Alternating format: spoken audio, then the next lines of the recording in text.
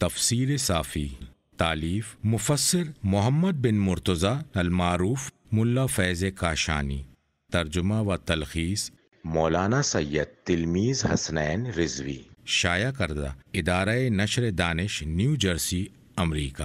سورۃ الانبیاء مکمل سورہ مکہ مکرمہ میں نازل ہوا۔ کوفیوں کے نزدیک اس سورے میں 112 آیتیں ہیں اور دوسروں کے نزدیک 111 آیتیں ہیں۔ ایک آیت میں اختلاف ہے اور یہ آیت ما لا ینفعکم شیئا ولا یضرکم ہے۔ بسم اللہ الرحمن الرحیم، اللہ کے نام سے جو بڑا مہربان نہایت مشفق ہے۔ ترجمہ: لوگوں کے حساب کا وقت قریب آ گیا ہے، دارا حال ہے کہ وہ غفلت میں پڑے کنارہ کشی کر رہے ہیں۔ ان کے رب کی جانب سے جو بھی تازہ نصیحت آتی ہے وہ کھیل کود کے دوران ہنسی مذاق میں سنتے ہیں۔ ان کے دل غفلت میں پڑے ہوئے ہیں۔ ظالموں نے چپکے سرگوشیاں کی کہ یہ رسول تو تم جیسا ایک بشر ہے، کیا تم جان بوجھ کے جادو میں پھنس رہے ہو؟ مذکور آیت کا ترجمہ ہے لوگوں کے حساب کا وقت قریب آ گیا ہے۔ تفسیر قمی میں ہے کہ قیامت قریب آ گئی ہے اور قیامت کی گھڑی اور حساب کا وقت آ گیا۔ کتاب مجموع البیان میں ہے قرب قیامت کا ذکر کیا گیا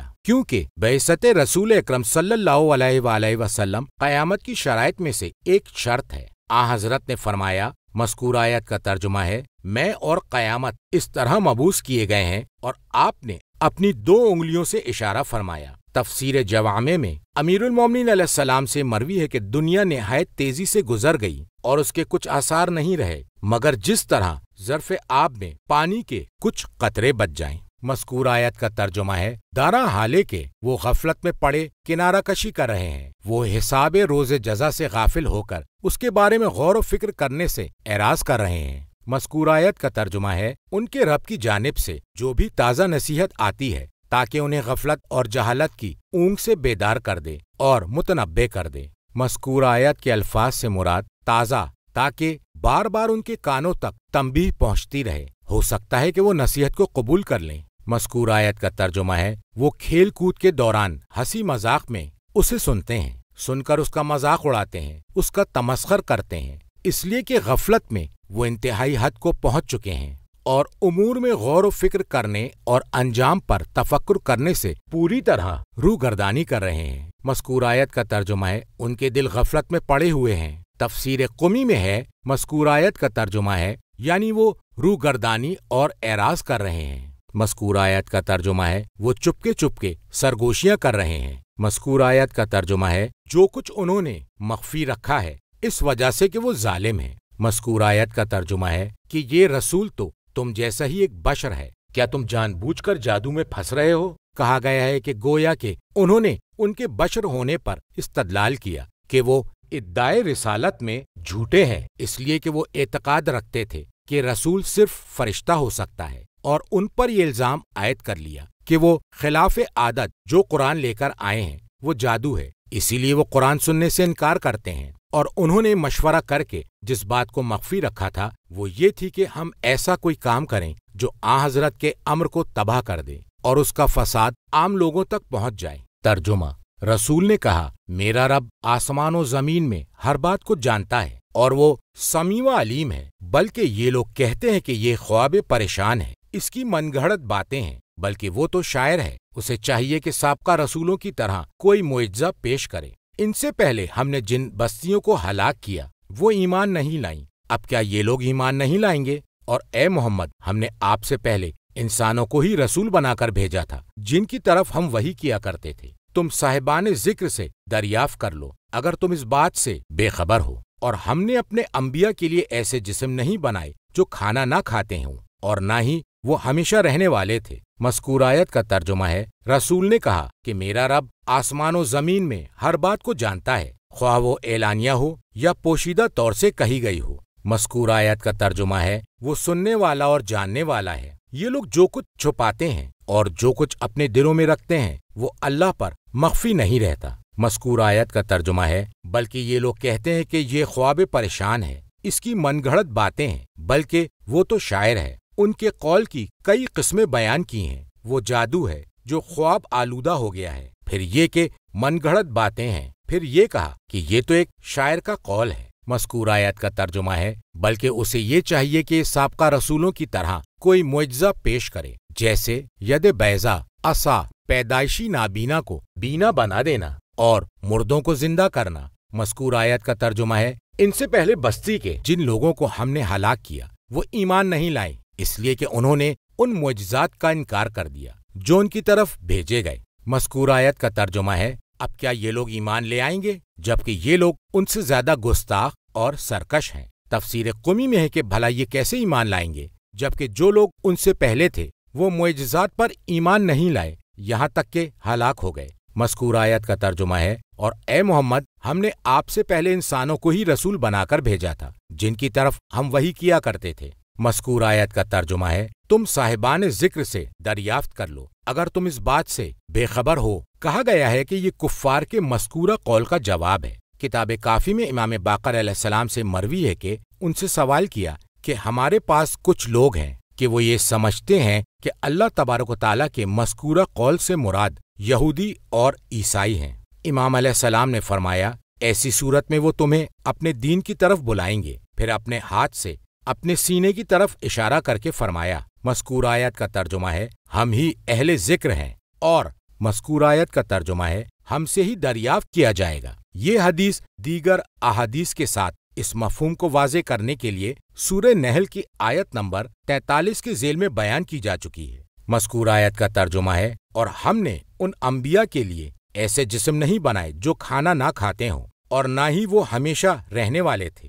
یہ آیت کفار کے اعتقادات کی نفی کر رہی ہے کہ رسالت فرشتوں کی خصوصیات میں سے ہے۔ ترجمہ، پھر ہم نے ان سے جو وعدہ کیا تھا اسے سچ کر دکھایا، پھر ہم نے انہیں اور جنہیں چاہا نجات دی، اور حد سے تجاوز کرنے والوں کو ہم نے ہلاک کر ڈالا۔ ہم نے تمہاری طرف ایک کتاب کو نازل کیا جس میں تمہارا ہی تذکرہ ہے، کیا تم سمجھتے نہیں؟ اور ہم نے بہت سی بستیاں تہس نہس کر دیں جو ظالم تھیں، اور ہم نے ان کے بعد دوسری قوموں کو پیدا کر دیا۔ پس جب انہوں نے ہمارا عذاب محسوس کیا تو اسے دیکھ کر وہاں سے بھاگنے لگے۔ ہم نے کہا، اب بھاگو نہیں اور اپنے عیش و عشرت کے سامانوں اور اپنے گھروں کی طرف لوٹ جاؤ تاکہ تم سے سوال کیا جائے۔ وہ کہیں گے، ہائے افسوس، بے شک ہم ہی ظالم تھے۔ وہ یہی پکارتے رہے یہاں تک کہ ہم نے انہیں کٹی ہوئی فصلوں اور بجھی ہوئی راکھ کی طرح بنا دیا، اور ہم نے آسمان و زمین اور اس کے مابین چیزوں کو لہو و لعاب کے لیے نہیں بنایا ہے۔ مذکور آیت کا ترجمہ ہے، پھر ہم نے ان سے جو وعدہ کیا تھا اسے سچ کر دکھایا۔ مذکور آیت کا ترجمہ ہے، پھر ہم نے انہیں اور جنہیں چاہا نجات دی، یعنی ان میں جو لوگ مومن تھے انہیں نجات دی، اور جن لوگوں کے باقی رکھنے میں حکمت تھی انہیں نجات عطا کر دی، یعنی وہ خود ایمان قبول کر لے گا یا اس کی ذریت میں سے کوئی ایمان قبول کر لے گا۔ مذکور آیت کا ترجمہ ہے، اور حد سے تجاوز کرنے والوں کو ہم نے ہلاک کر ڈالا، یعنی کفر و عصیان میں حد سے گزر جانے والے لوگ۔ مذکور آیت کا ترجمہ ہے، اے قریش، ہم نے تمہاری طرف ایک کتاب کو نازل کیا، یعنی قرآن حکیم کو نازل کیا ہے۔ مذکور آیت کا ترجمہ ہے، جس میں تمہارے لیے وصیت، تلقین ہے یا پند و نصیحت ہے۔ مذکور آیت کا ترجمہ ہے، کیا تم سمجھتے نہیں ہو جو ایمان لے آؤ۔ مذکور آیت کا ترجمہ ہے، اور ہم نے بہت سی بستیاں تہس نہس کر دیں جو ظالم تھیں۔ مذکور آیت کا ترجمہ ہے، اور ان کے بعد ان کی جگہ پر دوسری قوموں کو پیدا کر دیا۔ مذکور آیت کا ترجمہ ہے، پس جب انہوں نے ہمارے عذاب کی شدت کو محسوس کیا، جس طرح کوئی شخص کسی شے کو اپنے حواس سے مشاہدہ کر کے اور اس کا ادراک کر لیتا ہے۔ مذکور آیت کا ترجمہ ہے، تو وہ اسے دیکھ کر وہاں سے تیزی سے بھاگنے لگے۔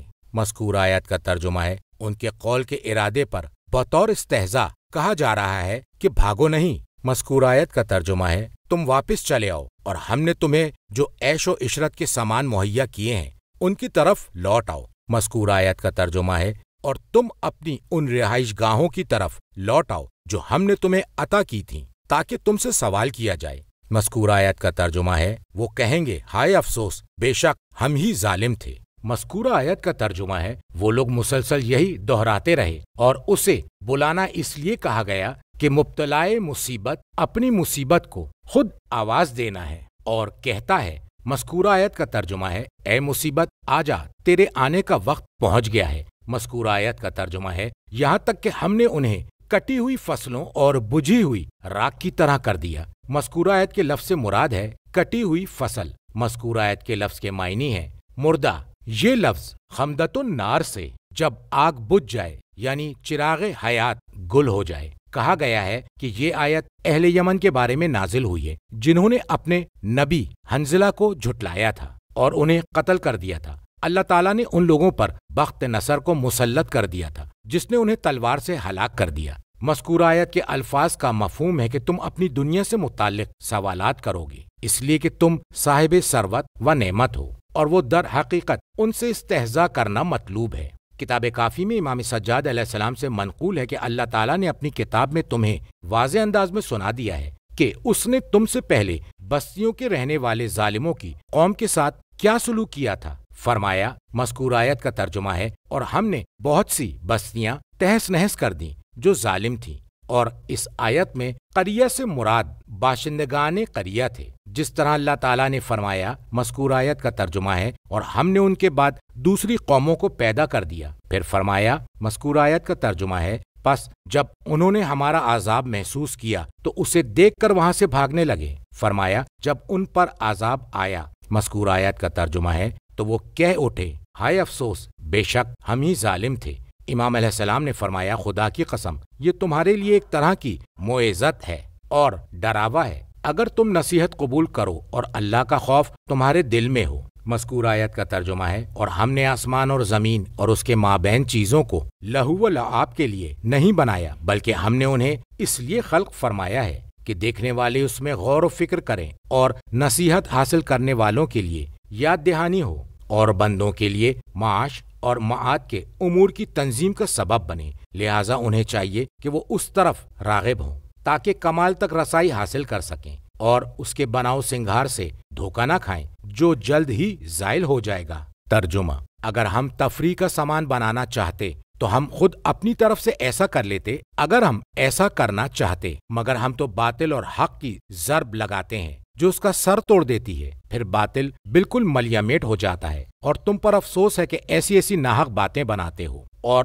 اسی کے ہیں جو بھی آسمانوں اور زمینوں میں ہیں، اور جو فرشتے اس کے پاس ہیں، وہ خود کو بڑا سمجھ کر اس کی عبادت سے سرتابی نہیں کرتے، اور نہ ہی وہ اکتاتے ہیں۔ وہ رات دن تسبیح میں مصروف ہیں اور اس میں کوتاہی نہیں کرتے۔ کیا انہوں نے زمین میں ایسے معبود بنا لیے ہیں جو بے جان کو جاندار بنا کر کھڑا کر دیں؟ اگر آسمان و زمین میں ایک اللہ کے سوا دوسرے خدا ہوتے تو دونوں کا نظام فاسد ہو جاتا۔ چنانچہ اللہ عرش کا رب ان باتوں سے پاک ہے جسے یہ مشرک بیان کرتے ہیں۔ مذکور آیت کا ترجمہ ہے، اور اگر ہم تفریح کا سامان بنانا چاہتے، یعنی جس سے لہو و لعاب ہو سکے، مذکور آیت کا ترجمہ ہے، تو ہم خود اپنی طرف سے ایسا کر لیتے۔ کہا گیا ہے کہ ہم ایسا اپنی قدرت سے کرتے یا اپنی جانب سے کرتے جو روحانیت کے اعتبار سے ہماری بارگاہ کے لیے مناسب و موضوع ہوتا، اس کا تعلق جسم و جسمانیت سے نہ ہوتا۔ مذکور آیت کا ترجمہ ہے، اگر ہم ایسا کرنا چاہتے، مذکور آیت کا ترجمہ ہے، بلکہ ہم تو باطل پر حق کی ضرب لگاتے ہیں جو اس کا سر توڑ دیتی ہے، اسے مٹا دیتی ہے۔ مذکور آیت کا ترجمہ ہے، پھر باطل بالکل ملیامیٹ ہو جاتا ہے۔ یہ لہو کو اختیار کرنے سے گریز ہے، اور اللہ تبارک و تعالیٰ کی ذات کو لعاب سے پاک و پاکیزہ قرار دینا ہے۔ جملے کا مفہوم یہ ہے کہ ہماری شان یہ ہے کہ ہم حق کو غلبہ عطا کرتے ہیں، جس میں سے باطل کے خلاف بھرپور صحیح کرنا ہے، جسے لہو میں شمار کیا جاتا ہے، اور بطور استعارہ اس سے مراد قذف ہے، یعنی دور تک پھینک دینا جو نشانے کی صلابت پر مستلزم ہو، اور دمغا کے معنی ہے سر کا توڑ دینا، اس طرح کہ اس کا پردہ شق ہو جائے جو روح کو ختم کر دینے کا باعث ہو۔ باطل کو شکست دینے کی تصویر کشی کی ہے اور اسے بطور تاکید بیان کیا ہے۔ مذکور آیت کا ترجمہ ہے، اور تم پر افسوس ہے کہ ایسی ایسی ناحق باتیں بناتے ہو۔ تم اللہ کے لیے جو اوصاف بتاتے ہو وہ کسی طرح بھی اس کے لیے جائز اور مناسب نہیں ہے۔ کتاب محاسن میں امام صادق علیہ السلام سے مروی ہے کہ کوئی باطل ایسا نہیں ہے جو حق کے مقابل آ کر کھڑا ہو جائے، ایسی صورت میں حق ہمیشہ باطل پر غالب رہے گا، اور یہ اللہ کے مذکورہ قول سے ثابت ہے۔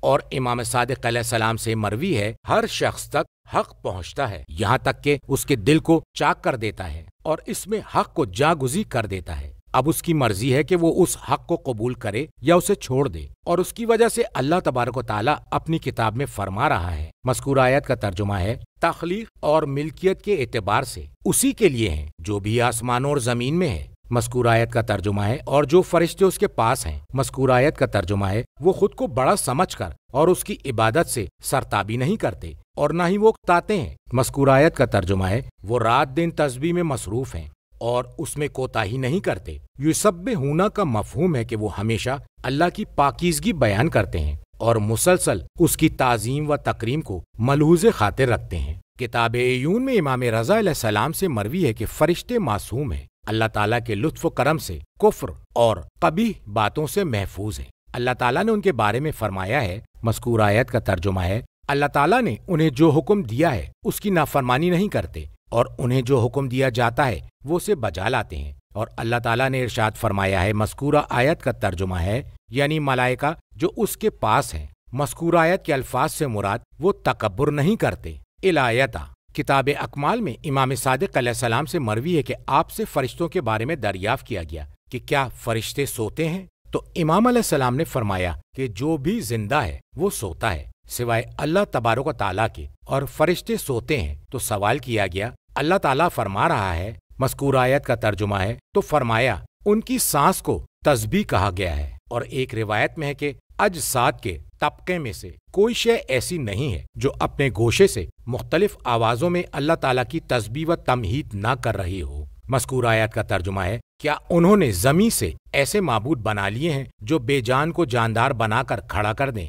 مذکورہ آیت کے الفاظ کے معنی ہیں یعنی انہوں نے معبود بنا لیے ہیں۔ مذکور آیت کا ترجمہ ہے کہ وہ مردہ کو دوبارہ زندہ کر کے لا سکتے ہیں۔ اگرچہ انہوں نے اس امر کی وضاحت نہیں کی ہے، لیکن الہیت کا دعویٰ اس امر کے متقاضی ہے۔ اقتدار ہونا الہیت کے لوازم میں سے ہے، اور اس سے مراد ان لوگوں کی جہالت اور اس بات کا مذاق اڑانا ہے۔ مذکور آیت کا ترجمہ ہے، اگر آسمان و زمین میں ایک اللہ کے سوا دوسرے کئی خدا ہوتے، مذکورہ آیت کے لفظ کے معنی ہے، تو آسمان و زمین کا نظام باطل ہو جاتا اور یہ شگافتہ ہو جاتے، اور جو درستی پائی جاتی ہے اور وہ عالم کا باقی رہنا اور اس کا وجود ہے، تو اس بات سے پتہ چلتا ہے کہ عالم کا موجد ایک ہی ہے اور وہ اللہ جل جلالہ ہے۔ کتاب توحید میں امام صادق علیہ السلام سے سوال کیا گیا کہ اس کی دلیل کیا ہے کہ اللہ ایک ہے؟ تو امام علیہ السلام نے فرمایا، تدبیر کا متصل ہونا اور صنعتوں کا مکمل ہونا، جیسا کہ اللہ تبارک و تعالیٰ نے فرمایا ہے۔ مذکور آیت کا ترجمہ ہے، چنانچہ اللہ عرش کا رب ان باتوں سے پاک ہے اور وہ تمام ان اجسام کا احاطہ کیے ہوئے ہے جو تدابیر کے مقامات ہیں اور جہاں پر تقدیریں جنم لیتی ہیں۔ مذکور آیت کا ترجمہ ہے، جسے یہ مشرک بیان کرتے ہیں، کسی کو اللہ کا شریک قرار دینا، اس کے لیے کسی کو بیوی بنا دینا اور کسی کو اس کا بیٹا سمجھ لینا۔ ترجمہ، وہ جو کچھ کرتا ہے اس سے سوال نہیں کیا جا سکتا، جبکہ ان لوگوں سے باز پرس ہوگی، کیا انہوں نے اللہ کے علاوہ دوسرے معبود بنا لیے ہیں؟ اے نبی، آپ فرما دیجئے کہ تم اپنی دلیل پیش کرو، یہ میرے ساتھ والوں کی کتاب اور میرے پیش روؤں کی کتب موجود ہیں۔ لوگوں کی اکثریت حق سے بے خبر ہے، اسی لیے وہ منہ موڑے ہوئے ہیں، اور ہم نے آپ سے پہلے جو بھی رسول بھیجا اس کو یہی وحی کی ہے کہ میرے سوا کوئی معبود نہیں ہے، تم صرف میری عبادت کرو۔ اور انہوں نے کہا کہ رحمان نے اولاد بنا لی، وہ تو پاک و منزہ ہے، یہ فرشتے اللہ کے مکرم بندے ہیں۔ مذکور آیت کا ترجمہ ہے، وہ جو کچھ کرتا ہے اس سے سوال نہیں کیا جا سکتا، اس کی عظمت، اس کی بادشاہت کی طاقت اور الوہیت میں یکتا ہونے اور اس کی ذاتی حکومت کی وجہ سے۔ مذکور آیت کا ترجمہ ہے، جبکہ ان لوگوں سے باز پرس ہوگی، اس لیے کہ یہ لوگ اس کے مملوک غلام ہیں اور اس کے اب بندے بنائے گئے ہیں۔ کتاب الشرائع میں امام علی علیہ السلام سے مروی ہے کہ اس سے مراد اس کی مخلوق ہے کہ وہ ان سے سوال کرے گا۔ کتاب توحید میں امام باقر علیہ السلام سے مروی ہے کہ آپ سے سوال کیا گیا کہ جب خدا کسی کام کو انجام دیتا ہے تو اس سے سوال کیوں نہیں کیا جائے گا؟ تو امام علیہ السلام نے ارشاد فرمایا کہ وہ نہیں کرتا ہے مگر وہی جو حکمت کے مطابق اور درست ہو، اور وہ متکبر اور بہت قہر و غضب والا ہے، وہ واحد اور قہار سب پر غالب ہے۔ اس نے جو فیصلہ کر دیا، اگر کوئی اس کے بارے میں اپنے دل میں ذرا سی بھی تنگی محسوس کرتا ہے تو وہ کافر ہو جاتا ہے، اور جس نے اس کے افعال میں سے کسی بھی فعل کا انکار کر دیا تو وہ جھٹلانے والا ہو گیا۔ امام رضا علیہ السلام سے مروی ہے، آپ نے فرمایا، اللہ تعالیٰ نے ارشاد فرمایا ہے، اے فرزند آدم، تم جو کچھ اپنے لیے چاہ رہے تھے وہ سب کچھ میری مشیت کے بدولت تھا، اور تم نے جو فرائض ادا کیے تھے اس کے لیے میں نے قوت و طاقت فراہم کی تھی، اور میری دی ہوئی نعمتوں کی وجہ سے ہی کم معصیت کرنے پر قادر ہوئے تھے۔ میں نے تمہیں سمیع، بصیر اور قوی بنایا تھا، لہٰذا جو بھی اچھی بات تم تک پہنچتی ہے وہ اللہ کی جانب سے ہوتی ہے، اور جو بھی برائی تم تک آتی ہے وہ تمہارے نفس کی طرف سے ہوتی ہے، اور اس کا سبب یہ ہے کہ میں تمہارے حسنات کے بارے میں تم سے اولی ہوں اور تم میرے مقابلے میں سیئات کے زیادہ اولی ہو، اور یہی وجہ ہے کہ میں جو کچھ کرتا ہوں مجھ سے اس بارے میں باز پرس نہیں کی جاتی، دارا حال ہے کہ ان لوگوں سے باز پرس کی جائے گی۔ مذکور آیت کا ترجمہ ہے، کیا انہوں نے اللہ کے علاوہ دوسرے معبود بنا لیے ہیں؟ اس جملے کو مقرر لانا ان کے کفر کے استعظام، بڑا سمجھنا اور ان کے امر کے استقطاع، دشوار اور مشکل سمجھنا اور ان کی جہالت کو ظاہر کرنے اور اس پر سرزنش کی وجہ سے ہے۔ مذکور آیت کا ترجمہ ہے، اے نبی آپ ان سے فرما دیجئے کہ اس بات پر اپنی دلیل پیش کرو، اس لیے کہ بغیر دلیل کے کوئی بات درست نہیں ہوتی۔ مذکور آیت کا ترجمہ ہے، یہ میرے ساتھ والوں کی کتاب تھی، قرآن اور میرے پیش روؤں کی کتب توریت، زبور اور انجیل میں موجود ہیں۔ کہا گیا ہے کہ مذکور آیت سے مراد آسمانی کتابیں ہیں، تو تم ان کتابوں میں دیکھو، تمہیں اس میں اللہ کی وحدانیت اور شرک سے دور رہنے کا حکم ملے گا۔ کتاب مجموع البیان میں امام صادق علیہ السلام سے مروی ہے کہ مذکور آیت کا ترجمہ ہے جو کچھ مستقبل میں ہونے والا ہے، اور مذکور آیت کا ترجمہ ہے جو کچھ ماضی میں ہو چکا ہے۔ مذکور آیت کا ترجمہ ہے، جبکہ لوگوں کی اکثریت حق سے لا علم ہے، وہ حق اور باطل کے درمیان تمیز نہیں کرتے۔ مذکور آیت کا ترجمہ ہے، اسی وجہ سے وہ توحید اور اتباع رسول اکرم صلی اللہ علیہ وآلہ وسلم سے روگردانی کرتے ہیں۔ مذکور آیت کا ترجمہ ہے، اور ہم نے آپ سے پہلے جو بھی رسول بھیجا اس کی طرف یہی وحی کی ہے۔ مذکور آیت کا ترجمہ ہے کہ میرے سوا کوئی اور معبود نہیں ہے، لہٰذا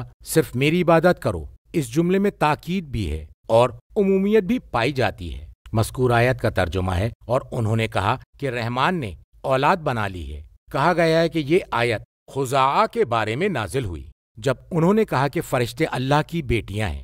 تفسیر قمی میں ہے فرمایا کہ اس سے مراد وہ ہے جو نصارہ کہتے ہیں۔ مذکور عربی کا ترجمہ ہے کہ مسیح فرزند خدا ہیں، اور جو کچھ یہودیوں نے کہا مذکور عربی کا ترجمہ ہے عزیر خدا کے بیٹے ہیں، اور ائمہ علیہم السلام کے بارے میں انہوں نے جو کچھ کہا ہے تو اس وقت اللہ تبارک و تعالیٰ نے یہ آیت نازل فرمائی۔ مذکور آیت کے لفظ سے مراد وہ تو پاک و پاکیزہ ہے۔ اللہ تبارک و تعالیٰ نے اپنی وحدانیت کو بچاتے ہوئے کہا۔ مذکور آیت کا ترجمہ ہے، یہ فرشتے تو اللہ کے مکرم بندے ہیں جن کے بارے میں یہ لوگ سمجھ رہے ہیں کہ وہ اللہ کی اولاد ہیں۔ قمی نے کہا اس کا جواب سورہ زمر میں اللہ تعالیٰ کے مذکورہ قول سے ہے۔ مذکور آیت کا ترجمہ ہے، اگر اللہ اپنا کوئی بیٹا بنانے کا ارادہ کرتا تو جنہیں وہ پیدا کرتا ہے ان میں سے جسے چاہتا منتخب کر لیتا کہ ذیل میں آئے گا۔ ترجمہ، وہ گفتگو میں ان سے سبقت نہیں کرتے بلکہ اس کے حکم پر عمل کرتے ہیں۔ وہ جانتا ہے جو کچھ ان کے آگے اور پیچھے ہے، اور وہ صرف اس کی سفارش کریں گے اللہ جن سے راضی ہو، اور وہ اس کے خوف سے لرزہ بر اندام ہے۔ اور ان میں سے جو یہ کہے کہ بے شک میں بھی اللہ کے سوا معبود ہوں، تو اسے ہم جہنم کی سزا دیں گے، اور ہم ظالموں کو ایسا ہی بدلہ دیتے ہیں۔ کیا کافروں نے غور نہیں کیا کہ آسمان و زمین دونوں بند تھے، پھر ہم نے انہیں کھول دیا، اور ہم نے پانی سے ہر شے کو حیات بخشی ہے؟ کیا وہ اس بات کو تسلیم نہیں کرتے؟ مذکور آیت کا ترجمہ ہے، وہ گفتگو میں اللہ سے سبقت نہیں لے جاتے، جب تک اللہ ارشاد نہ فرمائے وہ کچھ بھی نہیں کہتے، اور مہذب غلاموں کا یہی شیوا ہوتا ہے۔ مذکور آیت کا ترجمہ ہے، بلکہ وہ فرشتے اس کے حکم پر عمل کرتے ہیں۔ اللہ نے انہیں جس چیز کا حکم نہیں دیا وہ اس پر ہرگز عمل نہیں کرتے۔ مذکور آیت کا ترجمہ ہے، وہ جانتا ہے جو کچھ ان کے آگے اور ان کے پیچھے ہے، اور جو کچھ انہوں نے پہلے کیا اور جو کچھ وہ بعد میں کریں گے۔ اللہ تعالیٰ سے کوئی پوشیدہ شے بھی مخفی نہیں ہے۔ گویا کہ یہ ماقبل کی علت ہے اور ما بعد کی تمہید ہے۔ چونکہ اللہ تعالیٰ نے ان تمام امور کا احاطہ کر رکھا ہے، اس لیے وہ اپنے آپ کو منضبط، منظم رکھتے ہیں اور اپنے احوال پر نگہبان رہتے ہیں۔ مذکور آیت کا ترجمہ ہے، اور وہ صرف اس کی سفارش کریں گے اللہ جن سے راضی ہو۔ کتاب عیون میں امام رضا علیہ السلام سے مروی ہے، آپ نے فرمایا، مذکور آیت کا ترجمہ ہے، صرف اس کی سفارش کریں گے اللہ نے جس کے دین کو پسند فرمایا ہو۔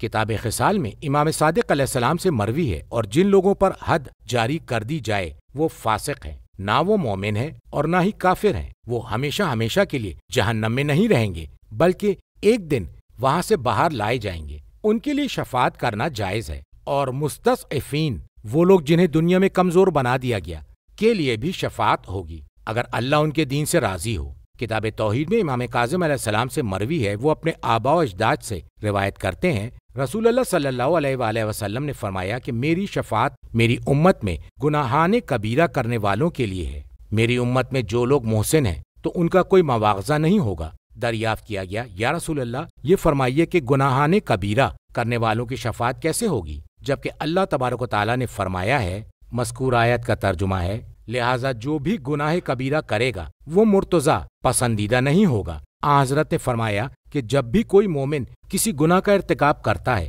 تو وہ اسے برا جانتا ہے اور اس پر شرمندہ ہوتا ہے، اور نبی اکرم صلی اللہ علیہ وآلہ وسلم نے فرمایا کہ توبہ کے لیے شرمندہ ہونا کافی ہے، اور امام علی مقام نے فرمایا کہ جسے اچھے کاموں سے خوشی محسوس ہو اور برے کاموں سے برا لگتا ہو تو وہ مومن ہے، اور جسے ارتکاب گناہ کے بعد ندامت نہ ہو تو وہ مومن نہیں ہے، اور اس کے لیے شفاعت کی اجازت نہیں ہے، اور ایسا شخص ظالم ہے۔ اور اللہ تعالیٰ نے فرمایا ہے، مذکور آیت کا ترجمہ ہے، ظالموں کے لیے نہ کوئی دوست ہوگا اور نہ کوئی سفارشی کہ جس کی بات مانی جائے۔ امام علیہ السلام سے سوال کیا گیا، اے فرزند رسول، جو شخص ارتکاب گناہ کے بعد نادم نہیں ہوا وہ مومن کیسے نہیں رہے گا؟ تو امام علیہ السلام نے فرمایا کہ جب بھی کوئی شخص گناہ کبیرہ کا ارتکاب کرتا ہے اور وہ جانتا ہے کہ اس گناہ کے بدلے میں اسے سزا ملے گی، مگر یہ کہ وہ اس گناہ کرنے کے بعد اس پر شرمندہ ہو جائے، اور جب وہ شرمندہ ہو جائے گا تو وہ تائب ہو جائے گا اور شفاعت کا مستحق ہوگا، اور جب وہ اپنے گناہ پر نادم نہیں ہوا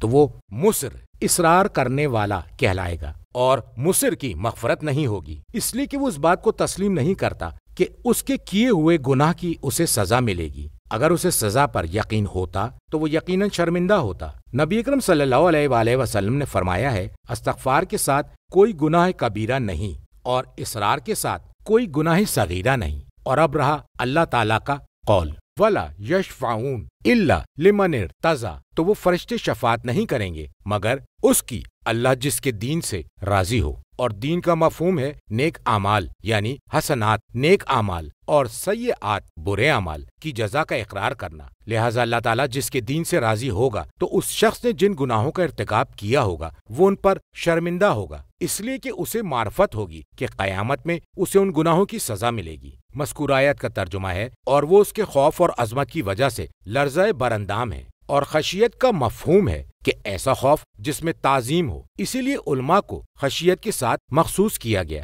مذکور آیت کا ترجمہ ہے، اللہ سے اس کے بندوں میں صرف علماء ہی ڈرتے ہیں، اور اشفاق ایسا خوف ہے جس میں مہربانی کا عنصر شامل ہو، لہٰذا اگر اشفق منہو کہا جائے تو مفہوم ہوگا وہ اس سے خوفزدہ ہوا، اور اگر اشفق الہ کہا جائے تو معنی ہوں گے وہ اس پر مہربان ہوا۔ مذکور آیت کا ترجمہ ہے، فرشتوں اور مخلوقات میں سے جو یہ کہے کہ بے شک میں بھی اللہ کے سوا معبود ہوں، مذکور آیت کا ترجمہ ہے، تو اسے ہم جہنم کی سزا دیں گے۔ کہا گیا ہے کہ اس سے مراد نفی ربوبیت ہے، اور مخلوق کی جانب سے اس دعوے کی نفی کرنا مقصود ہے، اور جو ربوبیت کا دعوے دار ہے اس کی تہدید، ڈراوا اور تنبیہ کے ساتھ ساتھ مشرکین کی تہدید بھی کی گئی ہے۔ تفسیر قمی میں ہے فرمایا کہ جو یہ سمجھتا ہے کہ وہ امام ہے حالانکہ وہ امام نہیں ہے، میں فیض کاشانی کہتا ہوں ہو سکتا ہے یہ تعویل ہو اور وہ تفسیر تھی۔ مذکور آیت کا ترجمہ ہے، اور ہم ظالمین کو ایسا ہی بدلہ دیتے ہیں۔ مذکور آیت کا ترجمہ ہے، کیا کافروں نے غور نہیں کیا؟ کیا یہ بات ان کو معلوم نہیں ہوئی؟ مذکور آیت کا ترجمہ ہے کہ آسمان و زمین دونوں بند تھے، پھر ہم نے انہیں کھول دیا۔ کتاب کافی میں امام باقر علیہ السلام سے مروی ہے کہ آپ سے اس آیت کے بارے میں سوال کیا گیا تو امام علیہ السلام نے فرمایا، شاید تم یہ سمجھتے ہو کہ یہ دونوں ایک دوسرے سے ملے ہوئے، باہم متصل اور ایک دوسرے سے چپکے ہوئے تھے، تو ایک کو دوسرے سے علیحدہ کر دیا گیا۔ سائل نے کہا، ہاں ہم تو ایسا ہی سمجھتے ہیں۔ تو امام علیہ السلام نے فرمایا، تم اپنے پروردگار سے مغفرت طلب کرو، اس لیے کہ اللہ تبارک و تعالیٰ کا قول ہے۔ مذکور آیت کا ترجمہ ہے کہ آسمان بند تھا، اس سے بارش نازل نہیں ہو رہی تھی، اور زمین بند تھی، اس میں سے کوئی چیز اگتی نہ تھی۔ جب اللہ تعالیٰ نے مخلوقات کو خلق فرمایا اور اس میں ہر چوپائے جانور کو پھیلا دیا تو آسمان سے بارش ہونے لگی اور زمین سے نباتات اگنے لگی۔ تو سائل نے کہا، میں گواہی دیتا ہوں کہ آپ انبیاء کے فرزندوں میں سے ہیں اور آپ کا علم ان کا علم ہے۔ کتاب احتجاج میں امام باقر علیہ السلام سے اسی سے ملتی جلتی روایت پائی جاتی ہے۔ کتاب کافی میں امام باقر علیہ السلام سے مروی ہے کہ آپ سے اس آیت کے بارے میں دریافت کیا گیا تو آپ نے فرمایا کہ اللہ تبارک و تعالیٰ نے حضرت آدم علیہ السلام کو زمین پر اتارا اور آسمان بند تھا، اس سے بارش نہیں ہوتی تھی، اور زمین بند تھی، اس سے نباتات نہیں اگتی تھی۔ جب اللہ تعالیٰ نے آدم کی توبہ قبول فرمائی تو اللہ تعالیٰ نے آسمان کو حکم دیا تو اس نے بارش برسائی۔ پھر اللہ نے اسے حکم دیا تو اس نے اپنے مشکیزے کا منہ کھول دیا، یعنی موسلا دھار بارش شروع ہو گئی۔ پھر اللہ نے زمین کو حکم دیا تو درخت اگے اور پھل نکلے اور زمین میں نہریں جاری ہو گئیں۔ رتق اور فتق سے یہ مراد ہے۔ تفسیر قمی میں امام صادق علیہ السلام سے مروی ہے کہ آپ سے اس آیت کے بارے میں سوال کیا تو امام علیہ السلام نے فرمایا، اللہ ویسا ہے جیسا خود اپنے بارے میں فرمایا ہے۔ اس کا عرش پانی پر تھا اور پانی ہوا پر تھا، اور ہوا کی کوئی حد نہ تھی، اور اس دن ہوا اور پانی کے علاوہ کوئی اور مخلوق نہ تھی، اور اس دن پانی آب شیریں تھا۔ پس جب اللہ تعالیٰ نے زمین کو پیدا کرنے کا ارادہ کیا تو ہوا کو حکم دیا تو اس نے پانی کو تھپیڑے دیے تو وہ موج بن گیا، اور پھر اس میں جھاگ پیدا ہوا تو وہ جھاگ یکجا ہو گیا، اسے خانہ کعبہ کی جگہ پر جمع کر دیا، پھر اس جھاگ کا پہاڑ بنا دیا، پھر اس کے نیچے زمین کا فرش بچھا دیا۔ اللہ تبارک و تعالیٰ نے ارشاد فرمایا، مذکور آیت کا ترجمہ ہے، بے شک پہلا گھر جو انسانوں کے لیے بنایا گیا جو مکہ میں واقع ہے وہ بڑا بابرکت ہے۔ پھر اس نے جب تک چاہا توقف کیا، اس کے بعد جب اس نے آسمان کو پیدا کرنا چاہا تو ہواؤں کو حکم دیا تو انہوں نے سمندروں میں مار کر اس میں جھاگ بنا دیے۔ امواج اور جھاگ کے درمیان میں سے دھواں نکلا جس میں آگ کا شعلہ نہ تھا تو اس سے آسمان کو پیدا کیا، اور اس میں بروج اور نجوم بنائے گئے، اور شمس و قمر کی منزلیں بنائی گئیں، اور انہیں آسمان میں رواں کر دیا۔ اور آسمان سبز تھا، سبز رنگ کے پانی کی طرح، اور زمین خاکستری رنگ کی تھی، آب شیریں کے رنگ پر، اور آسمان و زمین دونوں بند تھے، ان کے دروازے نہ تھے اور زمین کے دروازے بھی نہ تھے، اور وہ نباتات ہیں، اور آسمان سے اس پر بارش نہیں ہوتی تھی کہ اس میں سے کوئی چیز اگنے لگے، تو آسمان بارش کے ساتھ کھل گیا اور زمین نباتات کے ساتھ کھل گئی۔ اور اللہ تعالیٰ کے مذکورہ قول سے یہی مراد ہے۔ مذکور آیت کا ترجمہ ہے، اور ہم نے پانی سے ہر شے کو حیات بخشی ہے، ہم نے ہر ذی روح کو پانی سے پیدا کیا ہے، جیسا کہ اللہ تعالیٰ نے فرمایا ہے۔ مذکور آیت کا ترجمہ ہے، اللہ نے ہر دابہ، زمین پر چلنے والا چوپایا جاندار کو پانی سے پیدا کیا ہے، اس لیے کہ پانی اس کی پیدائش کا سب سے بڑا عنصر ہے اور پانی کی سب سے زیادہ ضرورت ہے، اور اس سے فی نفسہ فائدہ حاصل کیا جاتا ہے۔ مفہوم یہ ہوگا کہ ہم نے ہر شے کو پانی کی وجہ سے زندگی عطا کی ہے، اس کے علاوہ زندگی ملنا ممکن نہ تھا۔ تفسیر قمی میں ہے کہ ہر چیز کی نسبت پانی کی طرف ہے، لیکن پانی کی نسبت کسی چیز کی طرف نہیں ہے۔ کتاب کافی میں امام باقر علیہ السلام سے اسی جیسی روایت موجود ہے۔ امام جعفر صادق علیہ السلام سے پانی کے مزے کے بارے میں سوال کیا گیا تو امام علیہ السلام نے فرمایا، پانی کا مزہ زندگی کا مزہ ہے۔ تفسیر مجمع البیان، تفسیر عیاشی اور قرب الاسناد میں بھی ایسی ہی روایات پائی جاتی ہیں۔ اس میں یہ اضافہ ہے، مذکور آیت کا ترجمہ ہے، یہ نشانیوں کے ظاہر ہونے کے بعد بھی ایمان کیوں نہیں لاتے، اس بات کو تسلیم کیوں نہیں کرتے۔ ترجمہ، اور ہم نے زمین میں پہاڑ جما دیے کہ وہ انہیں لے کر جھکنے نہ پائے، اور ہم نے اس میں کھلی راہیں رکھیں تاکہ وہ لوگ راہ یافتہ رہیں، اور ہم نے آسمان کو ایک محفوظ چھت بنا دیا جبکہ وہ اس کی نشانیوں سے روگردانی کرتے ہیں۔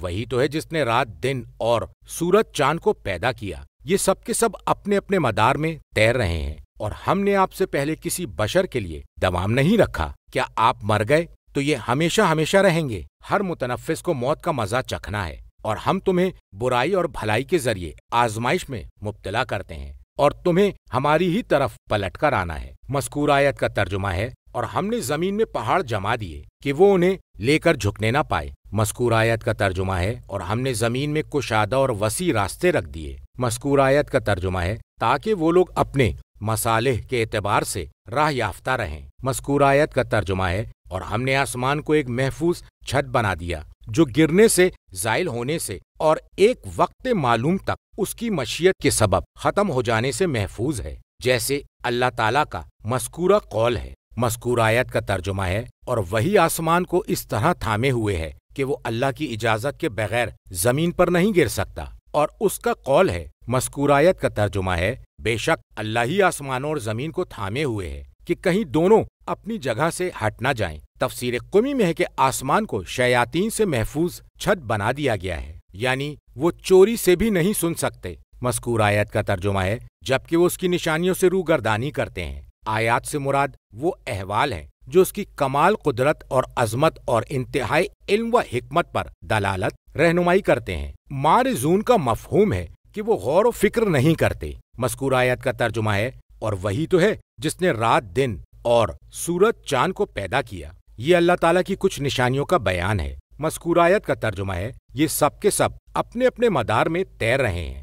یسبحون کا مفہوم ہے جس طرح پیراک پانی میں تیرتا ہے، یہ اسی طرح تیز تیز تیر رہے ہیں۔ مذکور آیت کا ترجمہ ہے اور ہم نے آپ سے پہلے کسی بشر کے لیے دوام نہیں رکھا۔ مذکور آیت کا ترجمہ ہے کہ آپ مر گئے تو یہ ہمیشہ ہمیشہ رہیں گے۔ مذکور آیت کا ترجمہ ہے ہر متنفس کو موت کا مزہ چکھنا ہے۔ کہا گیا ہے کہ یہ آیت اس وقت نازل ہوئی جب کافروں نے یہ کہا کہ مذکور عربی کا ترجمہ ہے ہم ان کے بارے میں حوادث زمانہ موت کا انتظار کر رہے ہیں۔ سورہ آل عمران آیت نمبر 185 کے ذیل میں اس آیت کی تفسیر بیان کرتے ہوئے ہم نے موت اور قتل کا فرق بیان کیا ہے۔ مذکور آیت کا ترجمہ ہے اور ہم تمہیں برائی اور بھلائی کے ذریعے آزمائش میں مبتلا کرتے ہیں اور تمہیں ہماری طرف پلٹ کر آنا ہے، ہم تم سے وہی معاملہ کریں گے جو آزمائش لینے والوں سے کرتے ہیں۔ شر سے مراد آفات اور مصیبتیں ہیں اور خیر سے مراد نعمتیں ہیں۔ فتنہ کا مفہوم ہے آزمائش۔ ترجمہ: جب یہ کافر آپ کو دیکھتے ہیں تو آپ کا مذاق اڑاتے ہیں کہ یہی ہے جو تمہارے معبودوں کا تذکرہ کرتا ہے، دارا حال ہے کہ وہ خود رحمان کے ذکر سے منکر ہیں۔ انسان کو جلد بازی کے خمیر سے بنایا گیا ہے۔ عنقریب میں تمہیں اپنی نشانیاں دکھلاؤں گا، لہٰذا تم مجھ سے جلدی کا مطالبہ نہ کرنا۔ وہ یہ کہتے ہیں کہ اگر تم سچے ہو تو بتاؤ یہ وعدہ کب پورا ہوگا۔ کاش ان کافروں کو کچھ علم ہوتا جب یہ نہ اپنے چہروں سے آگ کو دور کر سکیں گے اور نہ ہی اپنی پیٹھ سے اور نہ ہی ان کی مدد کی جائے گی، بلکہ یہ قیامت ان پر اچانک ٹوٹ پڑے گی اور ان کے ہوش کھو دے گی، پھر وہ اسے ٹال نہ سکیں گے اور نہ ہی انہیں مہلت دی جائے گی۔ مذکور آیت کا ترجمہ ہے جب یہ کافر آپ کو دیکھتے ہیں تو آپ کا مذاق اڑاتے ہیں۔ مذکور آیت کا ترجمہ ہے یہی ہے جو تمہارے معبودوں کا ذکر برائی کے ساتھ کرتا ہے۔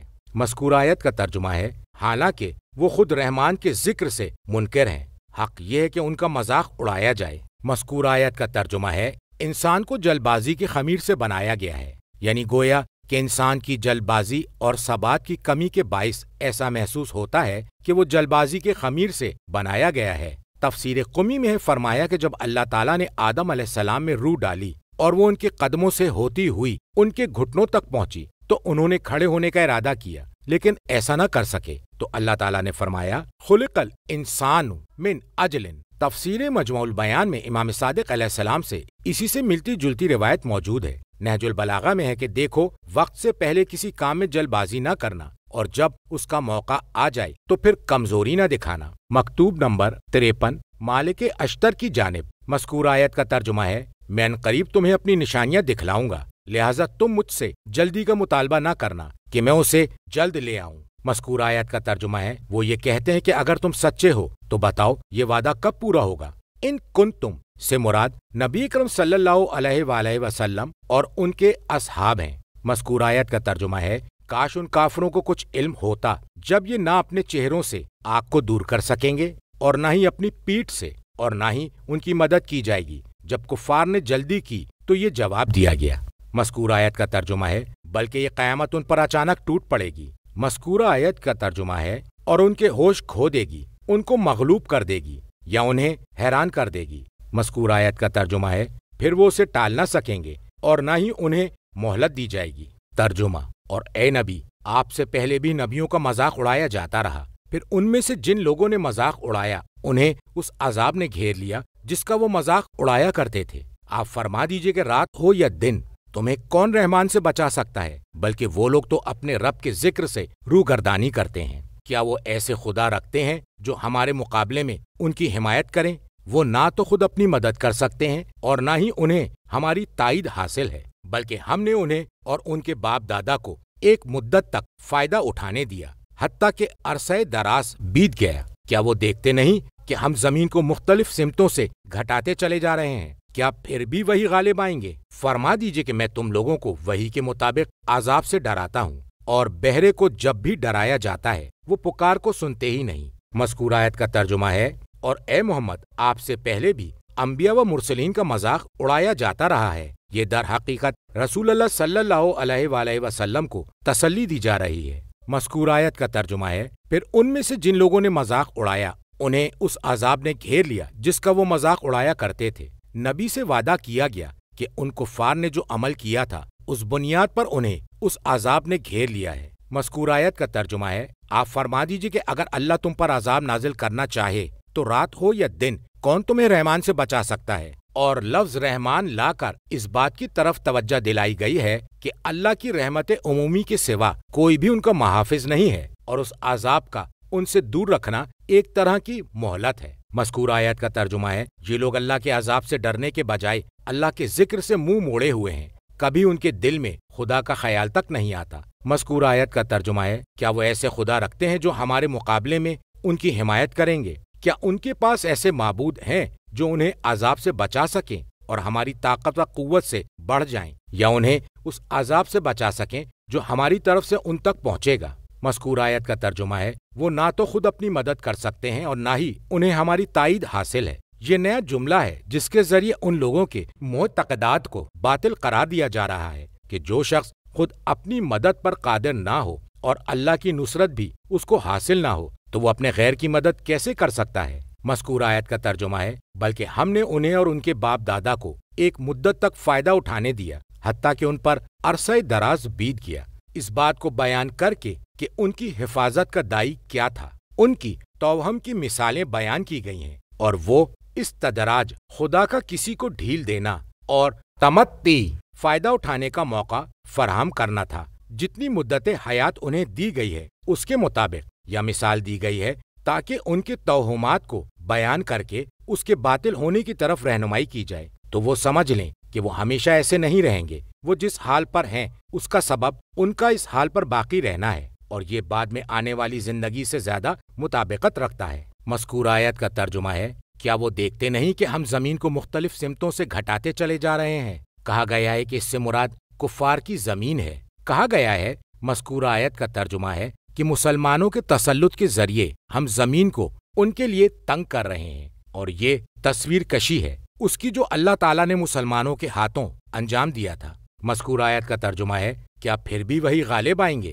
کیا رسول اللہ اور مومنین پر وہی لوگ غالب آ جائیں گے؟ کتاب کافی اور تفسیر مجموع البیان میں امام صادق علیہ السلام سے مروی ہے کہ مذکورہ آیت کے لفظ کے معنی ہیں یعنی ہم زمین کو گھٹائیں گے۔ علماء کی موت کے ذریعے فرمایا زمین کا نقصان گھٹنا، اس سے علماء کا چلا جانا ہے، اور یہ بات سورہ رعد کی آیت نمبر 41 کے ذیل میں بیان کی جا چکی ہے۔ مذکورہ آیت کا ترجمہ ہے، فرما دیجئے کہ میں تم لوگوں کو وحی کے مطابق عذاب سے ڈراتا ہوں۔ مذکورہ آیت کا ترجمہ ہے، اور بہرے کو جب بھی ڈرایا جاتا ہے وہ پکار کو سنتا ہی نہیں۔ ضمیر لانے کی بجائے لفظ سم لایا گیا تاکہ یہ واضح کیا جائے کہ یہ کفار بہرے ہیں اور یہ جو کچھ سنتے ہیں اس سے کچھ بھی فائدہ حاصل نہیں کر رہے ہیں۔ ترجمہ، البتہ اگر انہیں آپ کے رب کے عذاب کا ذرا سا جھونکا بھی چھو جائے تو وہ ضرور یہ کہیں گے، ہائے ہماری کمبختی، بلا شبہ ہم ہی ظالم تھے، اور ہم قیامت کے دن میزان عدل قائم کریں گے، پھر کسی شخص پر ذرہ برابر ظلم نہ ہوگا، اور اگر کسی کا عمل رائی کے دانے کے برابر بھی ہے تو اسے ہم سامنے لے آئیں گے، اور سب کا حساب کرنے کے لیے ہم کافی ہیں۔ اور یقیناً ہم نے موسیٰ اور ہارون کو فرقان، ضیاء اور متقین کے لیے ذکر عطا کیا تھا۔ جو لوگ بغیر دیکھے اپنے رب سے ڈریں اور جنہیں حساب کی گھڑی کا خوف دامن گیر ہو، اور یہ قرآن ایک بابرکت ذکر ہے جسے ہم نے نازل کیا ہے، کیا تم اسے قبول نہیں کرو گے؟ اور ہم اس سے پہلے ابراہیم کو فہم و فراست سے نواز چکے ہیں، اور ہم ان کے احوال سے باخبر تھے۔ مذکور آیت کا ترجمہ ہے، البتہ اگر انہیں آپ کے رب کے عذاب کا ذرا سا جھونکا بھی چھو جائے جس عذاب سے انہیں ڈرایا گیا تھا۔ مذکور آیت کا ترجمہ ہے،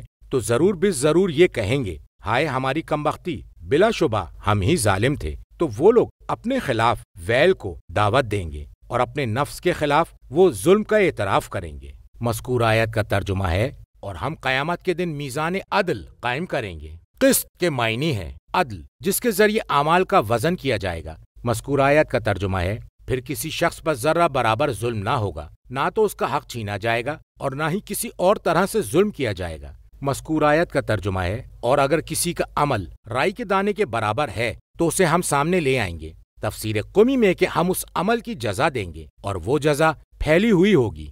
مذکور آیت کا ترجمہ ہے اور سب کا حساب کرنے کے لیے ہم کافی ہیں، اور اس لیے کہ ہمارے علم اور ہمارے عدل میں کسی مزید کی گنجائش نہیں۔ کتاب کافی اور معانی الاخبار میں امام صادق علیہ السلام سے مروی ہے کہ جب آپ سے اس آیت کے بارے میں دریافت کیا گیا تو آپ نے فرمایا کہ مذکور آیت کے الفاظ سے مراد انبیاء اور اولیاء ہیں، اور دوسری روایت میں ہے مذکور آیت کا ترجمہ ہے ہم ہی عدل کے موازین، میزان کی جمع، ترازو ہیں۔ کتاب توحید میں امیر المومنین علیہ السلام نے بعض مشتبہ آیات کے جوابات دیتے ہوئے فرمایا مذکورہ آیت کے الفاظ سے مراد میزان عدل ہے، قیامت کے دن مخلوقات کو اسی کے ذریعے مواخذہ کیا جائے گا۔ اللہ تعالیٰ مخلوقات میں سے ایک دوسرے کا موازین کے ذریعے سے فیصلہ فرما دے گا۔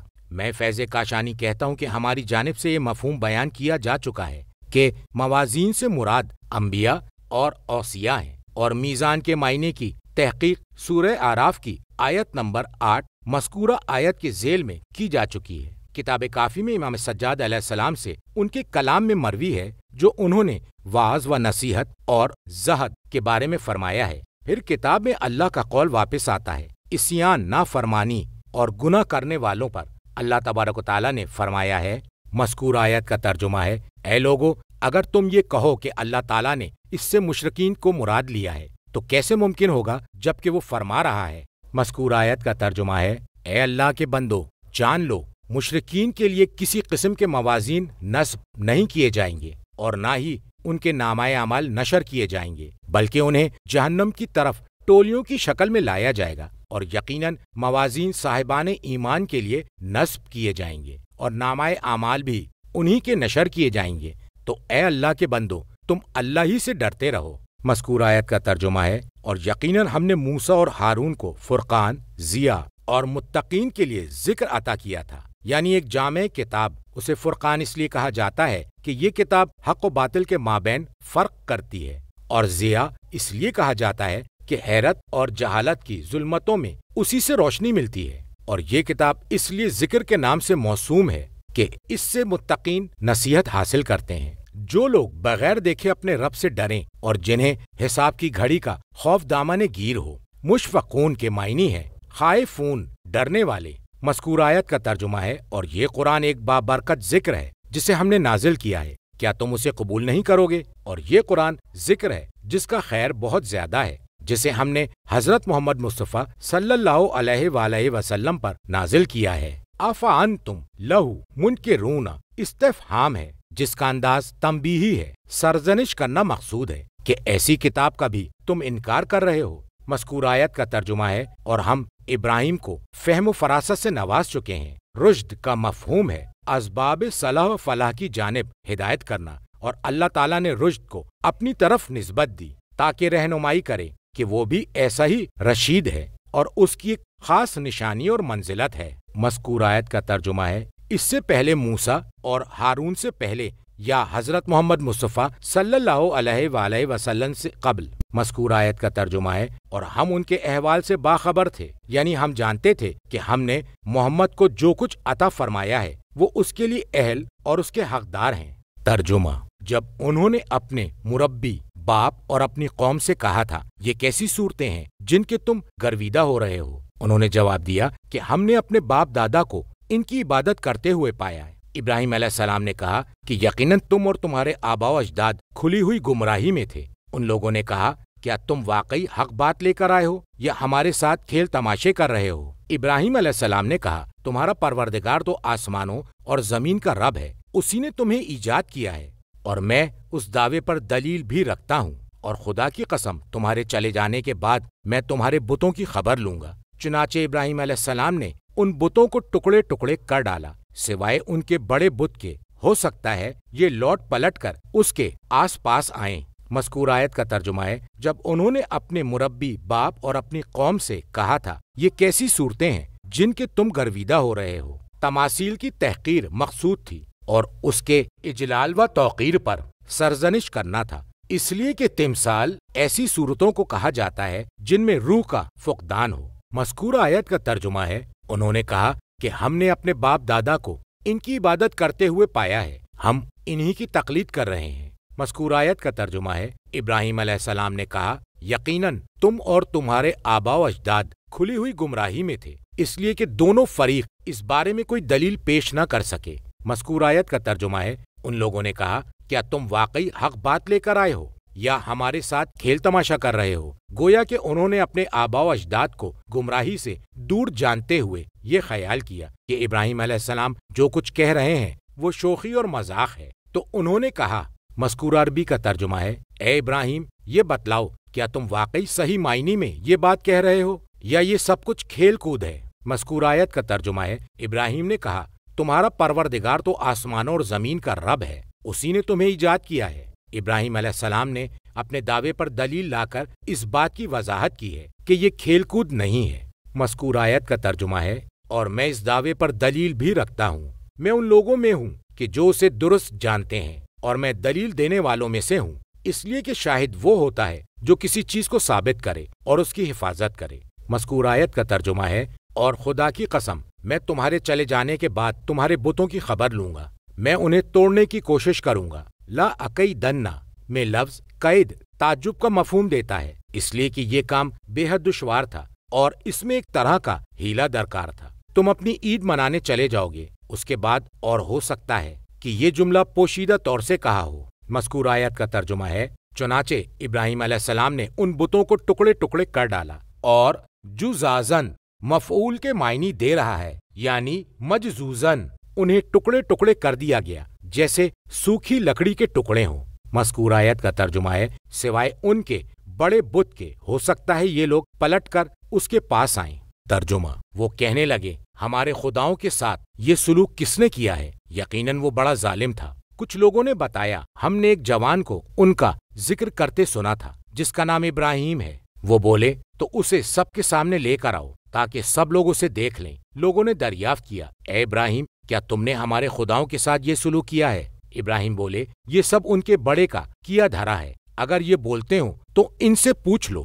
یہ سن کر وہ لوگ خود اپنے بارے میں غور کرنے لگے اور انہوں نے کہا، واقعی تم خود ظالم ہو۔ پھر انہوں نے سر جھکا کر کہا، ابراہیم تم جانتے ہو کہ یہ بولتے نہیں ہیں۔ ابراہیم نے کہا، تم اللہ کو چھوڑ کر ایسوں کی عبادت کیوں کرتے ہو جو نہ تمہیں کچھ فائدہ پہنچا سکتے ہیں اور نہ نقصان؟ مذکور آیت کا ترجمہ ہے، وہ کہنے لگے، ہمارے خداؤں کے ساتھ یہ سلوک کس نے کیا ہے؟ یقیناً وہ بڑا ظالم تھا۔ مذکور آیت کا ترجمہ ہے، کچھ لوگوں نے بتایا، ہم نے ایک جوان کو ان کا ذکر کرتے ہوئے سنا تھا جس کا نام ابراہیم ہے۔ مذکور آیت کا ترجمہ ہے، تو وہ بولے، اسے سب کے سامنے لے کر آؤ تاکہ سب لوگ اسے دیکھ لیں، اس کے فعل کو یا اس کے قول کو۔ مذکورہ آیت کا ترجمہ ہے، جب وہ لائے گئے تو ان لوگوں نے دریافت کیا، اے ابراہیم کیا واقعی تم نے ہمارے خداؤں کے ساتھ یہ سلوک کیا ہے؟ مذکورہ آیت کا ترجمہ ہے، ابراہیم بولے، یہ سب ان کے بڑے کا کیا دھرا ہے، یہ بولتے ہوں تو ان سے پوچھ لو۔ کتاب عیون میں امام صادق علیہ السلام سے مروی ہے کہ ابراہیم علیہ السلام نے کہا، اگر یہ بولتے ہوں تو ان کے بڑوں نے ایسا کیا ہے، اور اگر یہ نہ بولے تو گویا ان کے بڑے نے کچھ بھی نہیں کیا۔ وہ اصنام بولے نہیں، اور ابراہیم علیہ السلام نے جھوٹ نہیں کہا، وہ جھوٹ نہیں بولے۔ کتاب کافی میں امام صادق علیہ السلام سے مروی ہے کہ ابراہیم علیہ السلام نے فرمایا تھا، مذکور عربی کا ترجمہ ہے، ان کا ارادہ اصلاح کرنا تھا اور اس بات کی طرف رہنمائی کرنی تھی کہ وہ بت ایسا نہیں کر سکتے۔ پھر امام علیہ السلام نے فرمایا، خدا کی قسم بتوں نے ایسا نہیں کیا، اور ابراہیم علیہ السلام جھوٹ نہیں بولے۔ مذکور آیت کا ترجمہ ہے، یہ سن کر انہوں نے سوچنا شروع کیا اور وہ ایک دوسرے سے یہ کہنے لگے کہ تم ہی ظالم لوگ ہو، اس لیے کہ اس کی عبادت کرتے ہو جو نہ بولتا ہے، نہ نقصان پہنچاتا ہے اور نہ ہی فائدہ دیتا ہے۔ مذکور آیت کا ترجمہ ہے، پھر انہوں نے سر جھکا کر کہا گیا ہے کہ عقل سے مراجعت کرنے کے بعد استقامت آئی تھی، اس کے بعد وہ پھر جھگڑنے اور بحث کرنے لگے۔ ان لوگوں کے باطل کی طرف لوٹ جانے کو اس طرح تشبیہ دی ہے جس طرح کوئی بلند شے بلندی سے پستی کی طرف لوٹ جائے۔ مذکور آیت کا ترجمہ ہے، ابراہیم تم جانتے ہو کہ یہ بولتے نہیں، تو پھر تم کیسے یہ کہتے ہو کہ ہم ان سے دریافت کریں؟ مذکور آیت کا ترجمہ ہے، ابراہیم علیہ السلام نے کہا، تم اللہ کو چھوڑ کر ایسوں کی عبادت کیوں کرتے ہو جو نہ تمہیں کچھ فائدہ پہنچا سکتے ہیں اور نہ نقصان؟ ان کی عبادت کا انکار کرنا ہے اس بات کے اعتراف کے بعد کہ وہ بت جمادات ہیں، نہ کچھ فائدہ پہنچا سکتے ہیں اور نہ نقصان، اس لیے کہ یہ بات الوہیت کے منافی ہے۔ ترجمہ، تف ہے تم پر اور تمہارے ان معبودوں پر جنہیں تم اللہ کے علاوہ پوچھتے ہو، کیا تمہاری سمجھ میں یہ بات نہیں آتی؟ انہوں نے کہا، اسے جلا ڈالو، اپنے خداؤں کی حمایت کرو اگر تمہیں کچھ کرنا ہے۔ ہم نے کہا، اے آگ تو ابراہیم پر ٹھنڈی اور سلامتی والی ہو جا، اور انہوں نے ابراہیم کا برا چاہا تو ہم نے انہیں ہی خسارے میں ڈال دیا، اور ہم ابراہیم اور لوط کو بچا کر اس سرزمین کی طرف لے گئے دنیا والوں کے لیے جس میں ہم نے برکتیں رکھی ہیں۔ مذکورہ آیت کا ترجمہ ہے، تف ہے تم پر اور تمہارے ان معبودوں پر جنہیں تم اللہ کے علاوہ پوچھتے ہو۔ کیا تمہاری سمجھ میں بات نہیں آتی کہ تمہارا یہ عمل کتنا قبیح ہے؟ ان سے اکتاہٹ کا اظہار ہے، ان کے باطل پر اصرار کرنے کی وجہ سے جو بالکل واضح ہے، اور لفظ اف اکتانے والے کی آواز ہے، اور اس کا مفہوم ہے پیپ اور بدبودار سڑانڈ۔ مذکورہ آیت کا ترجمہ ہے، انہوں نے کہا اسے جلا ڈالو اور اپنے خداؤں کی حمایت کرو اگر تمہیں کچھ کرنا ہے۔ جب بت پرست حجت و دلیل سے عاجز آ گئے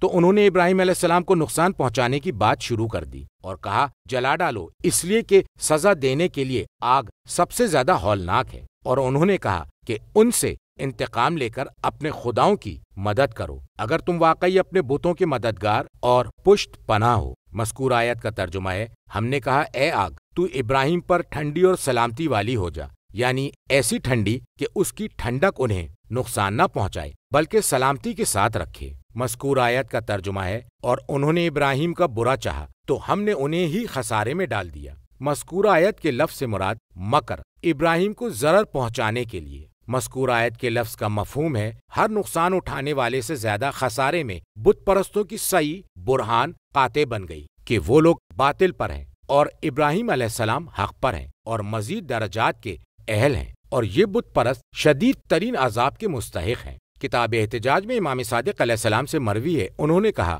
رسول اللہ صلی اللہ علیہ وآلہ وسلم نے فرمایا کہ جب حضرت ابراہیم علیہ السلام کو آگ میں ڈالا گیا تو انہوں نے فرمایا، مذکور عربی کا ترجمہ ہے، اے اللہ میں تجھ سے محمد و آل محمد علیہم السلام کے حق کا واسطہ دے کر سوال کرتا ہوں کہ مجھے اس آگ سے نجات دے۔ تو اللہ تعالیٰ نے اس آگ کو ابراہیم کے لیے ٹھنڈی اور باسلامت بنا دیا۔ مذکور آیت کا ترجمہ ہے، اور ہم ابراہیم اور لوط کو بچا کر اس سرزمین کی طرف لے گئے دنیا والوں کے لیے جس میں ہم نے برکتیں رکھی تھیں، یعنی سرزمین شام کی جانب۔ کہا گیا ہے کہ شام کی برکت عام ہے، اکثر انبیاء وہاں مبعوث ہوئے اور ان کی لائی ہوئی شریعتیں جو دینی اور دنیاوی کمالات اور نیکیوں کا آغاز ہیں، اور شام میں نعمتیں بھی بہت زیادہ ہیں اور ہر طرف ہریالی پائی جاتی ہے۔ تفسیر قمی میں ہے فرمایا کہ جب ابراہیم علیہ السلام نے انہیں بت پرستی سے روکا اور اس کے خلاف دلائل دیے لیکن وہ لوگ نہ مانے، اتنے میں ان کی عید کا دن آ گیا تو اسے منانے کے لیے نمرود اور اس کی مملکت کے لوگ شہر سے باہر چلے گئے۔ ابراہیم علیہ السلام نے ان کے ساتھ جانا پسند نہ کیا تو نمرود نے انہیں بیت اصنام کی حفاظت پر مامور کر دیا۔ جب وہ لوگ چلے گئے تو ابراہیم علیہ السلام کھانا لے کر آئے اور اسے بت خانے میں لے کر گئے اور پھر ایک ایک بت کے پاس جا کر کہتے کھاؤ اور بات کرو۔ جب وہ کچھ جواب نہ دیتا تو بڑھئی کا تیشہ لے کر اس کے ہاتھ پاؤں توڑ دیتے، یہاں تک کہ ابراہیم علیہ السلام نے تمام بتوں کے ساتھ ایسا ہی سلوک کیا۔ پھر اس تیشے کو ان میں جو بڑا بت درمیان میں تھا اس کی گردن میں لٹکا دیا۔ جب بادشاہ اور اس کے ساتھ جانے والے سب عید کے تہوار سے واپس آئے تو انہوں نے بتوں کو ٹوٹا ہوا دیکھا تو انہوں نے کہا، مذکور عربی کا ترجمہ ہے، وہ کہنے لگے ہمارے خداؤں کے ساتھ یہ سلوک کس نے کیا ہے؟ یقیناً وہ بڑا ظالم تھا۔ کچھ لوگوں نے بتایا کہ ہم نے ایک جوان کو ان کا ذکر کرتے سنا تھا جس کا نام ابراہیم ہے جو آزر کے فرزند ہے۔ آزر چچا کا نام ہے۔ لوگ ابراہیم کو لے کر نمرود کے پاس آئے تو نمرود نے آزر سے کہا، تم نے خیانت کی اور اس بیٹے کو مجھ سے چھپا کر رکھا۔ تو آزر نے کہا، اے بادشاہ یہ کام اس کی ماں نے کیا ہے اور وہ اس کی دلیل پر قائم ہے۔ نمرود نے ابراہیم علیہ السلام کی والدہ کو طلب کیا اور اس سے کہا کہ تمہیں کس چیز نے آمادہ کیا کہ تم نے اس بچے کے معاملے کو مجھ سے مخفی رکھا، یہاں تک کہ انہوں نے ہمارے خداؤں کے ساتھ جو حشر کرنا تھا کیا۔ مادر ابراہیم نے جواب دیا کہ میں نے آپ کی رعایا کو دیکھتے ہوئے یہ کام کیا ہے۔ نمرود نے دریافت کیا، وہ کیسے؟ مادر ابراہیم نے کہا، میں نے دیکھا تھا کہ تم اپنی رعایا کے بچوں کو قتل کر رہے ہو اور اس طرح نسل ختم ہونے کا امکان تھا۔ میں نے اپنے دل میں سوچا کہ اگر یہ بچہ تم کو مطلوب ہے تو میں اسے تمہارے حوالے کر دوں گی تاکہ تم اس سے قتل کر دو اور دیگر افراد کے بچوں کو قتل کرنے سے باز رہو، اور اگر ایسا نہیں ہوا تو ہمارا بیٹا بچ جائے گا۔ اب تم سب اسے حاصل کرنے میں کامیاب ہو گئے ہو تو جو چاہے کرو اور لوگوں کی اولاد کو قتل کرنے سے باز رہو۔ نمرود نے مادر ابراہیم کی رائے کو درست جانا، پھر ابراہیم علیہ السلام سے کہا، مذکور عربی کا ترجمہ ہے، اے ابراہیم ہمارے بتوں کے ساتھ یہ سلوک کس نے کیا ہے؟ ابراہیم نے جواب دیا، مذکور آیت کا ترجمہ ہے، ان کے بڑے نے کیا ہے، اگر یہ بولتے ہوں تو ان سے پوچھ لو۔ امام صادق علیہ السلام نے فرمایا کہ خدا کی قسم ان کے بڑے نے ایسا نہیں کیا تھا اور نہ ہی ابراہیم جھوٹ بولے۔ سوال کیا گیا یہ کیسے ہوا؟ تو امام علیہ السلام نے فرمایا کہ حضرت ابراہیم علیہ السلام نے فرمایا کہ ان کے اس بڑے نے کیا ہے، اگر وہ بولتا ہے اور اگر نہیں بولا تو ان کے بڑے نے یہ کچھ نہیں کیا۔ تو نمرود نے اپنی قوم والوں سے ابراہیم کے لیے مشورہ طلب کیا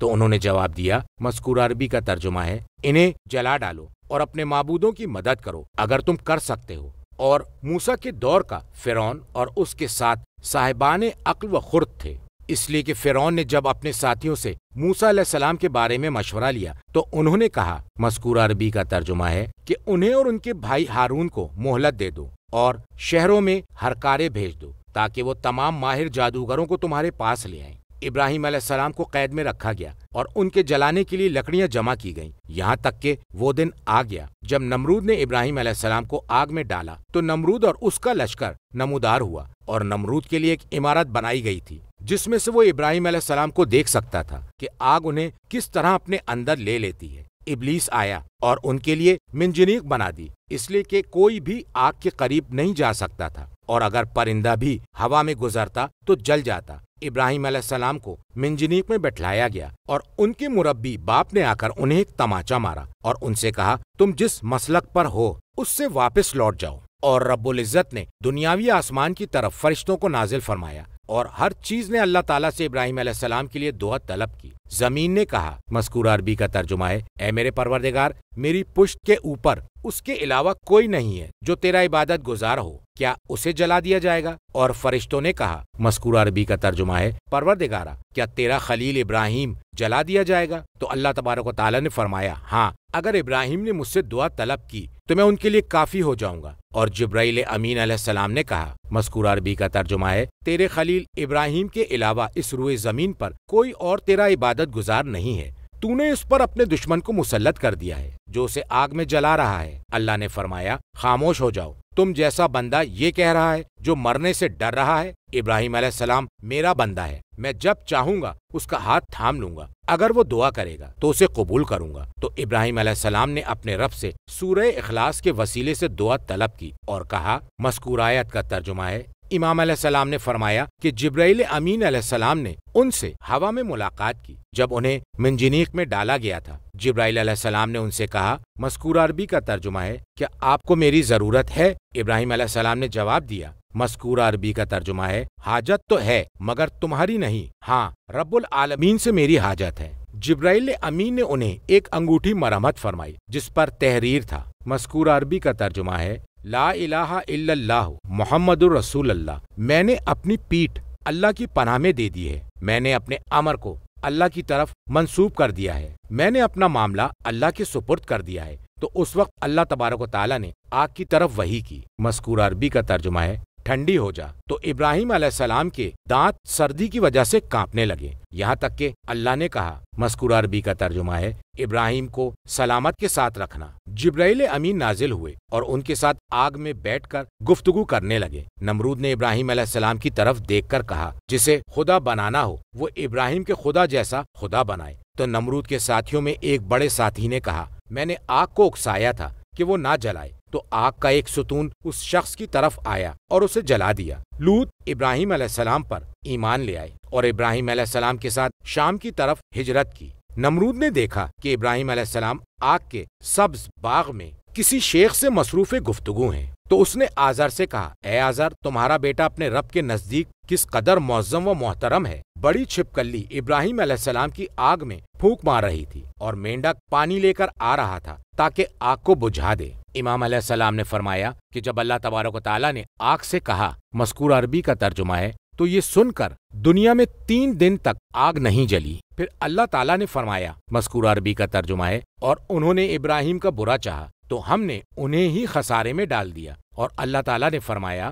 مذکورہ عربی کا ترجمہ ہے، اور ہم نے ابراہیم اور لوط کو اس زمین یعنی شام اور سواد کوفہ کی طرف نجات دی جس میں ہم نے تمام جہانوں کے لیے برکت رکھ دی تھی۔ کتاب کافی میں امام صادق علیہ السلام سے ابتدائی حدیث کی تمام باتیں حذف و اختصار کے ساتھ موجود ہیں، اور امام باقر علیہ السلام سے اس سے ملتی جلتی روایات پائی جاتی ہیں۔ امام صادق علیہ السلام نے فرمایا کہ حضرت ابراہیم علیہ السلام نے جب نمرود کے بتوں کو توڑا اور نمرود نے حکم دیا تو انہیں باندھ دیا گیا، اور ان کے لیے ممنوع جگہ بنائی گئی جہاں پر لکڑیاں جمع کی گئیں اور آگ بھڑکائی گئی، اور پھر ابراہیم کو آگ میں پھینک دیا گیا تاکہ آگ انہیں جلا ڈالے۔ پھر انہوں نے آگ سے کنارہ کشی اختیار کر لی یہاں تک کہ آگ بجھ گئی۔ پھر وہ اس ممنوع جگہ پر آئے تو انہوں نے کیا دیکھا؟ ابراہیم نمرود کی بندش سے آزاد ہیں۔ جب نمرود کو اس بات سے آگاہ کیا گیا تو اس نے حکم دیا ابراہیم کو اس کے شہر سے باہر نکال دیا جائے اور انہیں مویشی اور مال لے جانے کی اجازت نہ دی جائے۔ تو اس وقت ابراہیم علیہ السلام نے ان سے بحث کی اور کہا، اگر تم نے میرے مویشی اور مال پر قبضہ کر لیا ہے تو تم پر میرا یہ حق ہے کہ تم اسے واپس کر دو۔ میں نے ایک عرصہ حیات تمہارے ساتھ گزارا ہے۔ لوگ معاملے کو لے کر نمرود کے قاضی کے پاس گئے تو اس نے ابراہیم علیہ السلام کے خلاف فیصلہ سنایا کہ انہیں اس شہر سے جو کچھ ملا ہے وہ نمرود کے سپرد کر دیں، اور اصحاب نمرود کے خلاف یہ فیصلہ سنایا کہ ان کے شہروں میں ابراہیم علیہ السلام نے اپنی زندگی کے جتنے سال گزارے ہیں وہ انہیں واپس کر دیں۔ نمرود کو اس بات سے مطلع کیا گیا تو اس نے حکم دیا کہ ابراہیم کو اس کے مال و مویشی کے ساتھ جانے دیں، انہیں یہاں سے نکال باہر کرو۔ اور نمرود نے کہا کہ اگر یہ تمہارے شہر میں رہیں گے تو تمہارے دین کو فاسد کر دیں گے اور تمہارے خداؤں کو نقصان پہنچائیں گے۔ ترجمہ: اور ہم نے ابراہیم کو اسحاق جیسی اولاد دی اور مزید برآں یعقوب کو ان کی اولاد میں رکھا، اور ہم نے سب کو صالح بنایا، اور ہم نے انہیں امام بنا دیا جو ہمارے امر کی ہدایت کرتے تھے، اور ہم نے ان پر نیکیاں کرنے، نماز قائم رکھنے اور زکوٰۃ دینے کی وحی کی۔ وہ ہمارے عبادت گزار تھے۔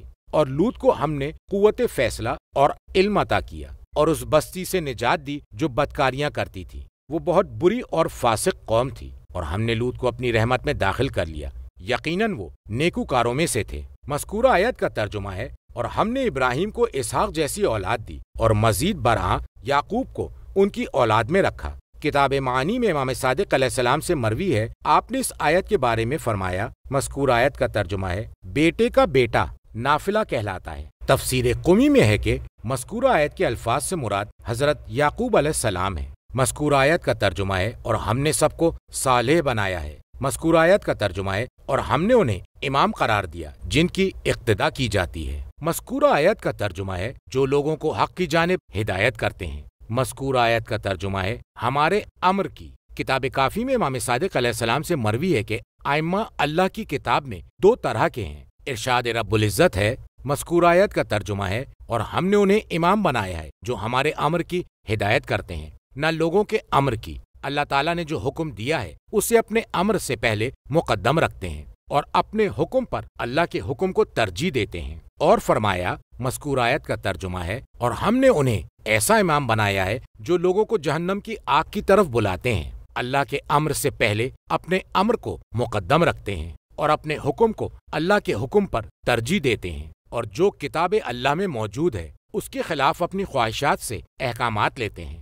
مذکورہ آیت کا ترجمہ ہے، اور ہم نے ان پر نیکیاں کرنے، نماز قائم رکھنے اور زکوٰۃ دینے کی وحی کی۔ مذکورہ آیت کا ترجمہ ہے، اور وہ ہمارے عبادت گزار تھے، یعنی موحد تھے اور عبادت میں اخلاص رکھتے تھے، اسی لیے نماز کو مقدم رکھا ہے۔ مذکورہ آیت کا ترجمہ ہے، اور ہم نے لوط کو قوت فیصلہ اور علم عطا کیا۔ مذکورہ آیت کا ترجمہ ہے، اور اس بستی سے انہیں نجات دی جو بدکاریاں کرتی تھیں۔ تفسیر قمی میں ہے کہ وہ لوگ مردوں سے نکاح کرتے تھے۔ مذکورہ آیت کا ترجمہ ہے، یقیناً وہ بہت بری اور فاسق قوم تھی۔ مذکورہ آیت کا ترجمہ ہے، اور ہم نے لوط کو اپنی رحمت میں داخل کر لیا، یقیناً وہ نیکوکاروں میں سے تھے۔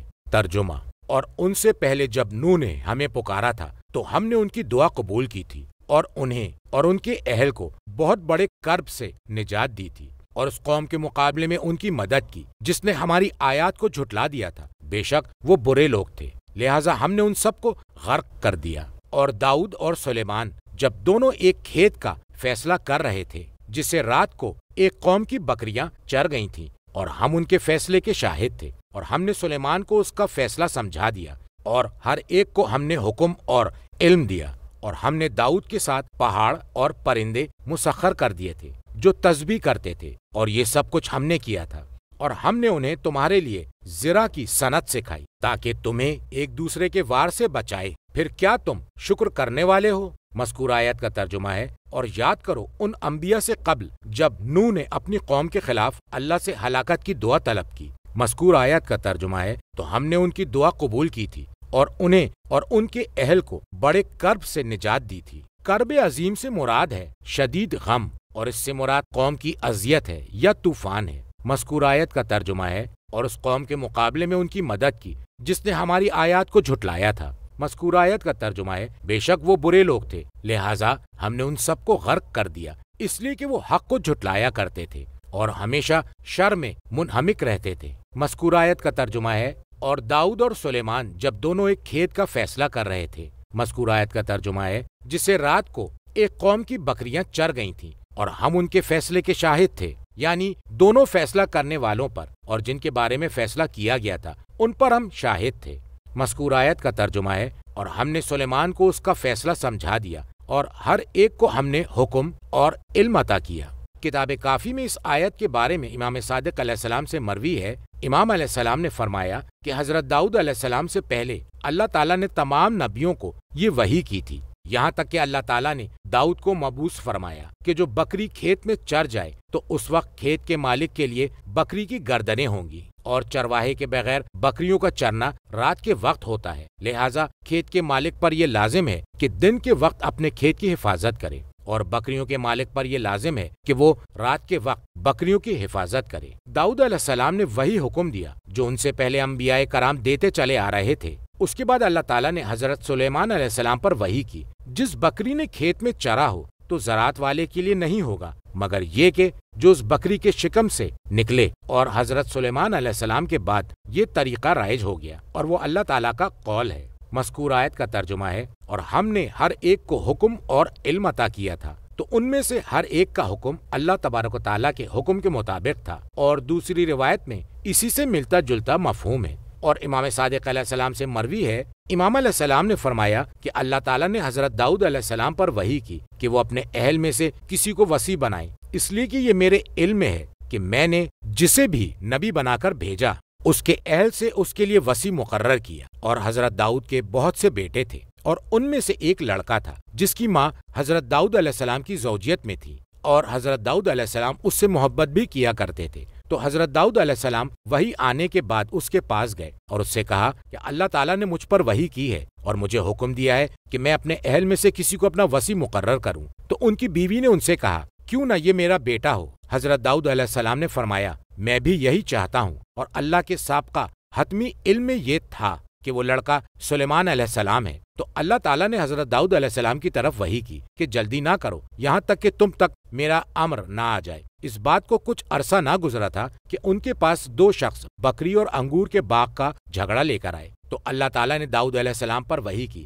کہ تم اپنی تمام اولاد کو جمع کرو، جس نے اس قضیے کا صحیح فیصلہ کیا تو وہ تمہارے بعد تمہارا وصی ہوگا۔ حضرت داؤد علیہ السلام نے اپنی تمام اولاد کو جمع کیا۔ جب دونوں جھگڑنے والوں نے اپنی داستان سنائی تو سلیمان علیہ السلام نے فرمایا اے انگور کے باغ کے مالک، اس شخص کی بکری تمہارے باغ میں کب داخل ہوئی؟ اس نے کہا کہ وہ بکری رات کے وقت داخل ہوئی۔ تو حضرت سلیمان علیہ السلام نے فرمایا کہ اے بکری کے مالک، میں نے تمہارے خلاف فیصلہ دیا ہے کہ اس سال تمہاری بکری کی اولاد اور اس کا اون باغ کے مالک کو ملے گا۔ داؤد علیہ السلام نے سلیمان علیہ السلام سے کہا کہ تم نے فیصلہ کیوں نہیں کیا کہ خود بکری اس کے حوالے کر دو؟ علماء بنی اسرائیل نے اس کی قیمت مقرر کر رکھی ہے، اس لیے کہ انگور کے بیل کی قیمت بکری کی قیمت کے برابر ہے۔ تو سلیمان علیہ السلام نے فرمایا کہ انگور کی بیل کو جڑ سے نہیں اکھاڑا گیا، البتہ اس کا پھل کھایا گیا، اور آئندہ سال وہ دوبارہ واپس آ جائے گا۔ تو اللہ تعالیٰ نے حضرت داؤد علیہ السلام پر وحی کی۔ اس معاملے میں وہی فیصلہ درست ہے جو سلیمان علیہ السلام نے کیا ہے۔ اے داؤد، تم نے کسی اور امر کا ارادہ کیا اور ہم نے اس کے علاوہ دوسرے امر کا ارادہ کیا۔ تو داؤد علیہ السلام اپنی بیوی کے پاس آئے اور ان سے کہا ہم نے کسی امر کا ارادہ کیا اور اللہ نے اس کے علاوہ دوسرے امر کا ارادہ کر لیا، اور وہی ہو کر رہا اللہ نے جس کا ارادہ کیا۔ ہم اللہ کے امر پر راضی ہیں اور ہم نے اسے تسلیم کر لیا۔ اور اسی طرح اوصیاء علیہم السلام کے لیے یہ ممکن نہیں ہے کہ وہ اس امر امامت میں حد سے تجاوز کریں اور جو اس کا اہل ہے اس سے لے کر کسی دوسرے کو دے دیں۔ تفسیر قمی میں امام صادق علیہ السلام سے مروی ہے، امام علیہ السلام نے فرمایا کہ بنی اسرائیل کا ایک شخص تھا جس کا انگور کا باغ تھا، اور رات کے وقت کسی شخص کی بکری رات کو چرواہے کے بغیر اس میں چرنے لگی اور توڑ ڈالا اور برباد کر دیا۔ انگور کے باغ کا مالک حضرت داؤد علیہ السلام کے پاس آیا اور بکری کے مالک کے خلاف ان سے مدد طلب کی۔ حضرت داؤد علیہ السلام نے ان دونوں سے کہا تم دونوں سلیمان کے پاس جاؤ تاکہ وہ تمہارے درمیان فیصلہ کر دیں۔ وہ دونوں حضرت سلیمان علیہ السلام کے پاس گئے تو حضرت سلیمان علیہ السلام نے فرمایا کہ اگر بکری نے انگور کے بیل کو جڑ سے اکھاڑ لیا ہے تو بکری کے مالک پر یہ لازم ہے کہ وہ انگور کے باغ کے مالک کو بکری اور جو کچھ اس کے شکم میں ہے وہ سب اس کے حوالے کر دے، اور اگر صرف انگور کی بیل کو کھایا ہے اور جڑ ابھی باقی ہے تو باغ کے مالک کو اس کا بچہ حوالے کرے گا۔ اور حضرت داؤد علیہ السلام کا بھی یہی حکم تھا، البتہ انہوں نے یہ سوچا تھا کہ بنی اسرائیل کو پتہ چل جائے کہ سلیمان داؤد کے بعد ان کے وصی ہیں۔ انہوں نے فیصلے میں کوئی اختلاف نہیں کیا تھا، اگر ان دونوں کے فیصلے مختلف ہوتے تو اللہ یہ فرماتا۔ مذکور آیت کا ترجمہ ہے، کتاب فقہ میں امام باقر علیہ السلام سے مروی ہے کہ آپ نے فرمایا کہ انہوں نے فیصلہ نہیں کیا تھا بلکہ وہ دونوں مناظرہ کر رہے تھے۔ سلیمان علیہ السلام نے اس بات کو سمجھ لیا۔ حضرت امام کاظم علیہ السلام سے مروی ہے کہ حضرت داؤد علیہ السلام نے پوری بکری کا فیصلہ کیا تھا، اور اللہ تعالیٰ نے حضرت سلیمان کو جو سمجھایا تھا کہ فیصلہ کھیت کے مالک کے حق میں ہوگا، وہ پورے سال کھیت کے مالک کو دودھ اور اون دیتا رہے گا۔ تفسیر مجموع البیان میں صادقین سے مروی ہے کہ انگور کے گچھے ظاہر ہو گئے تھے، اس لیے حضرت داؤد علیہ السلام نے حکم دیا کہ انگور کے مالک کے لیے صرف بھیڑ بکری ہوگی۔ حضرت سلیمان علیہ السلام نے اس کے علاوہ کہا کہ اے اللہ کے نبی، آپ نرمی سے کام لیجئے۔ داؤد علیہ السلام نے فرمایا وہ کیا ہے؟ سلیمان علیہ السلام نے فرمایا کہ آپ انگور کی بیل بھیڑ بکری کے مالک کو دے دیجئے، وہ اس کی نگرانی کرتا رہے یہاں تک کہ انگور کی بیل جیسی تھی ویسی ہو جائے، اور بھیڑ بکری انگور کی بیل کے مالک کو دے دیں کہ وہ بیل کے سابقہ حالت پر لوٹنے تک بھیڑ بکری سے فائدہ اٹھائے، پھر ان میں سے دونوں جو چیز کا مالک تھا اسے وہ چیز لوٹا دیں۔ اور نبی اکرم صلی اللہ علیہ وآلہ وسلم سے مروی ہے کہ سلیمان علیہ السلام نے یہ فیصلہ کیا کہ چوپائے کے مالک رات کے وقت اپنے چوپاؤں کی حفاظت کریں اور کھیت کے مالکان دن کے وقت اپنے کھیت کی دیکھ بھال کریں۔ مذکور آیت کا ترجمہ ہے، اور ہم نے داؤد کے ساتھ پہاڑ اور پرندے مسخر کر دیے تھے جو تسبیح کرتے تھے، یعنی حضرت داؤد علیہ السلام کے ساتھ ساتھ تسبیح و تقدیس میں مصروف رہتے تھے۔ اور کہا گیا ہے کہ مذکور آیت کے لفظ کا مفہوم ہے کہ وہ پرندے تیرتے ہوئے چلتے تھے۔ کتاب اکمال میں امام صادق علیہ السلام سے مروی ہے کہ حضرت داؤد علیہ السلام گھر سے نکل کر زبور پڑھتے تھے، تو جب وہ زبور پڑھا کرتے تھے تو ہر پہاڑ، پتھر اور پرندہ ان کے ساتھ ساتھ جواب دیتا تھا۔ کتاب احتجاج میں امیر المومنین علیہ السلام سے مروی ہے کہ ایک یہودی نے آپ سے کہا کہ داؤد علیہ السلام اپنی غلطی پر گریہ کر رہے تھے، یہاں تک کہ پہاڑ بھی ان کے خوف سے ان کے ساتھ ساتھ تسبیح کرنے لگے۔ تو امام علیہ السلام نے فرمایا کہ ہاں ایسا ہی تھا کہ پہاڑ ان کے ساتھ تسبیح کیا کرتے تھے۔ کتاب مناقب میں حضرت سجاد علیہ السلام سے مروی ہے کہ آپ نے 2 رکعت نماز پڑھی اور اس کے سجدے میں تسبیح پڑھنا شروع کی تو کوئی درخت اور کوئی پتھر ایسا نہ تھا جس نے آپ کے ساتھ تسبیح نہ کی ہو۔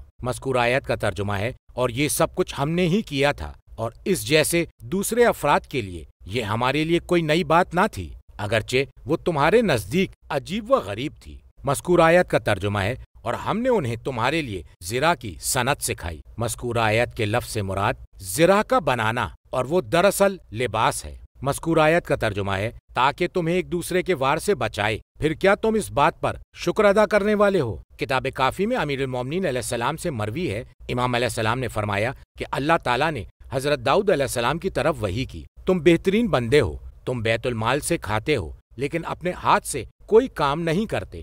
امام علیہ السلام نے فرمایا کہ حضرت داؤد علیہ السلام 40 روز تک گریہ فرماتے رہے تو اللہ تعالیٰ نے لوہے پر وحی کی ہے کہ اے لوہے، تو میرے بندے داؤد کے لیے نرم ہو جا۔ لہٰذا اللہ تعالیٰ نے ان کے لیے لوہے کو نرم بنا دیا۔ وہ اس طرح ہر روز ایک زرہ بناتے تھے اور اسے 1000 درہم میں فروخت کرتے تھے۔ انہوں نے اس طرح 360 زرہیں بنائیں اور انہیں 360,000 میں فروخت کر دیا، اور وہ بیت المال سے مستغنی ہو گئے۔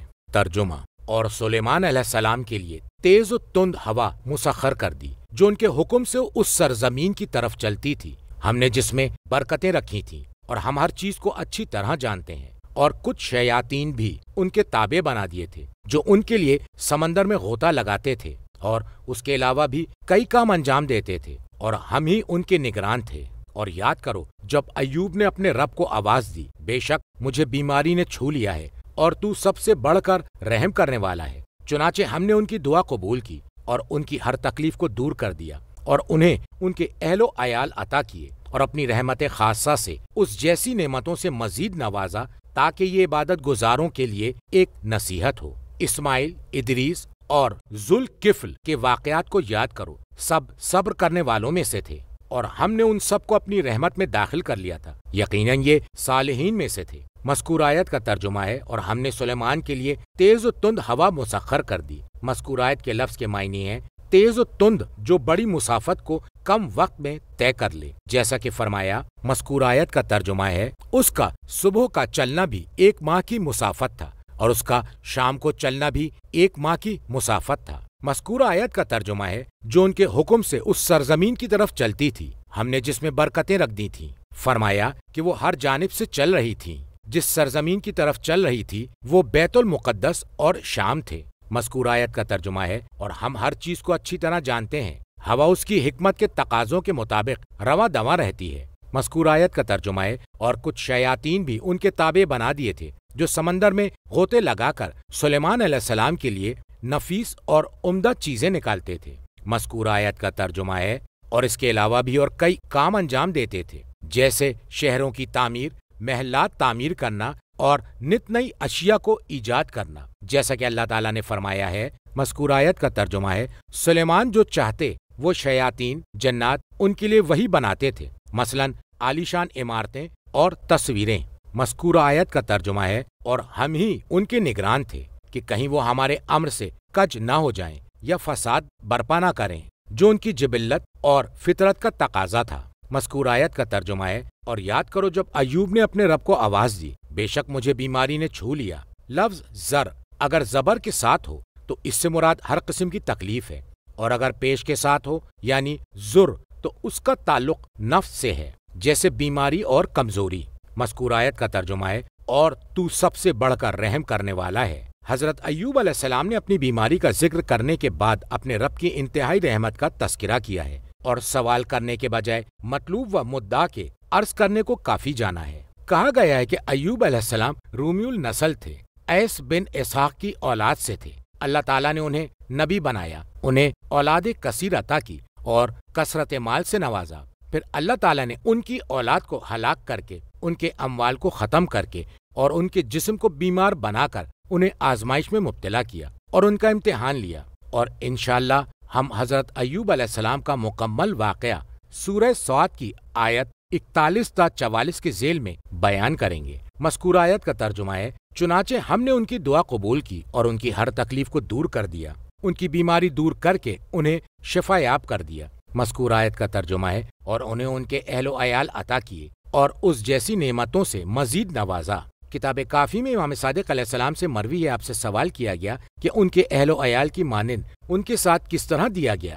امام علیہ السلام نے فرمایا حضرت ایوب علیہ السلام کے لیے ان کی اولاد کو جو اس سے پہلے اپنی موت کے وقت آنے پر مر گئے تھے زندہ کر دیا، ان لوگوں کی طرح جو اس روز ہلاک ہوئے تھے۔ مذکور آیت کا ترجمہ ہے اپنی رحمت خاصہ سے، تاکہ یہ عبادت گزاروں کے لیے ایک نصیحت ہو۔ کتاب خصال میں امام صادق علیہ السلام سے مروی ہے کہ حضرت ایوب بغیر کسی گناہ کے 7 سال تک مبتلا غم رہے۔ مذکور آیت کا ترجمہ ہے اسماعیل علیہ السلام، ادریس علیہ السلام اور ذوالکفل کے واقعات کو یاد کرو، سب صبر کرنے والوں میں سے تھے۔ ذوالکفل سے مراد یوشع بن نون ہے، اسے کتاب عیون میں روایت کیا ہے امام رضا علیہ السلام سے، انہوں نے امیر المومنین علیہ السلام سے خبر شامی کے ذیل میں۔ مذکور آیت کا ترجمہ ہے یہ سب کے سب تکالیف کو برداشت کرنے اور مصائب کی سختیاں سہنے میں صبر کرنے والوں میں سے تھے۔ مذکور آیت کا ترجمہ ہے اور ہم نے انہیں اپنی رحمت میں داخل کر لیا، دنیا میں نبوت عطا کر کے اور آخرت میں نعمتوں سے نواز کر، اور وہ سب کے سب یقیناً صالحین میں سے تھے۔ ترجمہ اور ذوالنون مچھلی والے یونس جب غصے میں بھرے ہوئے گئے تو انہوں نے یہ حسن ظن کیا کہ ہم ان پر روزی کو تنگ نہیں کریں گے، تو انہوں نے تاریکیوں میں ہمیں پکارا کہ تیرے سوا کوئی اور معبود نہیں ہے، تو پاک ہے، میں نے ہی ظلم کیا ہے۔ ہم نے ان کی دعا قبول کی اور انہیں غم سے نجات دی، اور ہم مومنین کو اسی طرح نجات دیا کرتے ہیں۔ اور زکریا نے جب اپنے رب کو پکارا، اے میرے رب تو مجھے اکیلا نہ چھوڑنا، اور تو ہی بہترین وارث ہے، تو ہم نے ان کی دعا قبول کی اور انہیں یحییٰ عطا کر دیا اور ان کی بیوی کو ان کے لیے درست بنا دیا۔ تمام انبیاء نیکی کے کاموں میں سبقت لے جایا کرتے تھے اور ہمیں شوق اور خوف سے پکارتے تھے، اور وہ ہمارے سامنے سر نگوں تھے۔ مذکور آیت کا ترجمہ ہے اور ذوالنون مچھلی والے جب غصے میں بھرے ہوئے گئے، اور وہ یونس بن متا تھے، جو قوم سے غضبناک ہو کر روانہ ہوئے تھے۔ جب وہ قوم کو کافی عرصے سے دعوت دینے کے بعد اور ان کے غرور و تکبر کی شدت اور ان کے اپنے کفر پر ڈٹے رہنے کی وجہ سے زج ہو کر وہاں سے روانہ ہو گئے اور انہیں ترک کر دیا، قبل اس کے کہ انہیں اس بات کا حکم دیا جاتا جیسا کہ اس سے پہلے ان کے واقعے کے ذیل میں سورہ یونس کی آیت نمبر 98 میں بیان کیا جا چکا ہے۔ مذکور آیت کا ترجمہ ہے، تو انہوں نے یہ حسن ظن کیا کہ ہم ان پر روزی کو تنگ نہیں کریں گے۔ کہا گیا کہ ہم ان پر روزی کو تنگ نہیں کریں گے، یا یہ کہ قدر سے ان کی سزا کا فیصلہ نہیں کریں گے، یا یہ کہ ہم ان کے معاملے میں اپنی قدرت کے مطابق عمل نہیں کریں گے۔ اور کہا گیا ہے کہ یہ تمثیل ہے ان کے حال کی اس شخص کے حال سے جو یہ سمجھتا ہے کہ ہمارے حکم کا انتظار کیے بغیر وہ قوم سے ناراض ہو کر چلا جائے تو ہم اس پر قابو نہ پائیں گے، یا یہ ایک شیطانی وسوسہ ہے جو پہلے ان کے وہم و خیال میں آ گیا، جسے مبالغہ کی وجہ سے ظن کہا گیا۔ مذکور آیت کا ترجمہ ہے، تو انہوں نے تاریکیوں میں ہمیں پکارا کہ تیرے سوا کوئی اور معبود نہیں ہے، تو پاک ہے۔ مذکور آیت کا ترجمہ ہے، میں نے ہی ظلم کیا ہے۔ کہا گیا ہے کہ میں نے خود اپنے نفس پر ظلم کیا ہے کہ قوم کو چھوڑ کر جانے میں جلدی کی ہے۔ کتاب عیون میں امام رضا علیہ السلام سے مروی ہے کہ آپ سے اس آیت کے بارے میں سوال کیا تو امام علیہ السلام نے فرمایا کہ ذُنُّون یونس بن متا تھے جو اپنی قوم سے غضبناک ہو کر روانہ ہو گئے تھے، تو انہوں نے گمان کیا، یعنی انہیں یقین تھا کہ ہم ان پر روزی کو ہرگز تنگ نہیں کریں گے، اور اسی سے متعلق اللہ تعالیٰ کا یہ قول ہے۔ مذکور آیت کا ترجمہ ہے، اور جب وہ اسے آزمائے اور اس کا رزق اس پر تنگ کر دے، یعنی روزی کم ملے اور نفقہ میں کمی واقع ہو جائے۔ مذکور آیت کا ترجمہ ہے، تو انہوں نے رات کے اندھیرے، سمندر کے اندھیرے اور شکم ماہی کے اندھیرے میں اسے آواز دی، لا الہ الا انت سبحانک انی کنت من الظالمین، یہ کہ تیرے علاوہ کوئی اور معبود نہیں ہے، تو پاک ہے، میں نے ہی ظلم کیا ہے۔ اس جیسی عبادت کو ترک کر کے تو نے شکم ماہی میں مجھے جس کے لیے فراغت مہیا کی تھی، تو اللہ تعالیٰ نے ان کی دعا قبول فرمائی اور ارشاد فرمایا۔ مذکور آیت کا ترجمہ ہے، اگر یہ بات نہ ہوتی اور وہ بے شک تسبیح کرنے والوں میں سے تھا تو وہ لوگوں کے دوبارہ زندہ کر کے اٹھائے جانے کے دن یعنی روز قیامت تک مچھلی کے شکم میں رہتا۔ اور دوسری روایت میں امام رضا علیہ السلام سے مذکورہ آیت کے لفظ کی تفسیر کے بعد ذکر کیا گیا ہے کہ اگر یونس یہ گمان کرتے کہ اللہ ان پر قدرت نہیں رکھتا تو وہ کافر ہو جاتے۔ تفسیر قمی میں امام باقر علیہ السلام سے اللہ تعالیٰ کے مذکورہ قول کی تفسیر بیان کرتے ہوئے فرمایا، وہ قوم کے اعمال کی وجہ سے غضبناک ہوئے تھے۔ مذکور آیت کا ترجمہ ہے، وہ یہ سمجھ رہے تھے کہ انہوں نے جو کچھ کیا ہے ہم انہیں ان کی غلطیوں سے آگاہ نہ کریں گے۔ امام صادق علیہ السلام سے مروی ہے کہ آپ سے دریافت کیا گیا کہ وہ کیا سبب تھا جس کی بنیاد پر یونس علیہ السلام یہ سمجھ رہے تھے کہ ہم ہرگز ان پر قادر نہ ہو سکیں گے، تو امام علیہ السلام نے فرمایا کہ اللہ تعالیٰ نے ایک پل بھر کے لیے انہیں ان کے نفس کے سپرد کر دیا تھا۔ اور نبی اکرم صلی اللہ علیہ وآلہ وسلم سے مروی ہے کہ اللہ تبارک و تعالیٰ نے یونس بن متا کو پلک جھپکنے کی مدت تک ان کے نفس کے سپرد کر دیا تھا، لہٰذا ان سے جو ہونا تھا ہوا۔ اور امام صادق علیہ السلام سے مروی ہے کہ سورہ یونس میں جو ان کا واقعہ بیان کیا گیا ہے اس کے بعد ذکر کرتے ہوئے فرمایا کہ یونس علیہ السلام غضبناک ہوئے، اللہ کے بارے میں غضبناک ہو کر منہ کے سیدھ راہ فرار اختیار کی، جیسا کہ اللہ تعالیٰ نے ان کے بارے میں بیان کرتے ہوئے کہا ہے، یہاں تک کہ وہ سمندر کے ساحل پر پہنچے تو دیکھا ایک کشتی سامان سے لدی ہوئی کھڑی ہے۔ اس کا بقیہ حصہ انشاءاللہ سورہ صافات کی آیت نمبر 139 سے 147 تک کے ذیل میں بیان کیا جائے گا، اور اس میں اس دعا کا ذکر کیا جائے گا جو انہوں نے اللہ کو پکارتے ہوئے ظلمات میں کی تھی۔ مذکور آیت کا ترجمہ ہے، ہم نے ان کی دعا قبول کی اور انہیں غم سے نجات دی، مچھلی نے انہیں ساحل پر لا کر پھینک دیا اور اللہ تعالیٰ نے ان کے اوپر یقطین کے درخت کو اگا دیا۔ مذکور آیت کا ترجمہ ہے، ہم مومنین کو ان کے غموں سے اسی طرح نجات دیتے ہیں اگر وہ اخلاص کے ساتھ دعا طلب کریں۔ کتاب فقہ اور خصال میں امام صادق علیہ السلام سے مروی ہے، مجھے تعجب ہے کہ جو 4 چیزوں سے ڈرتا ہے تو پھر وہ 4 چیزوں سے خوف کے وقت پناہ کیوں نہیں لیتا؟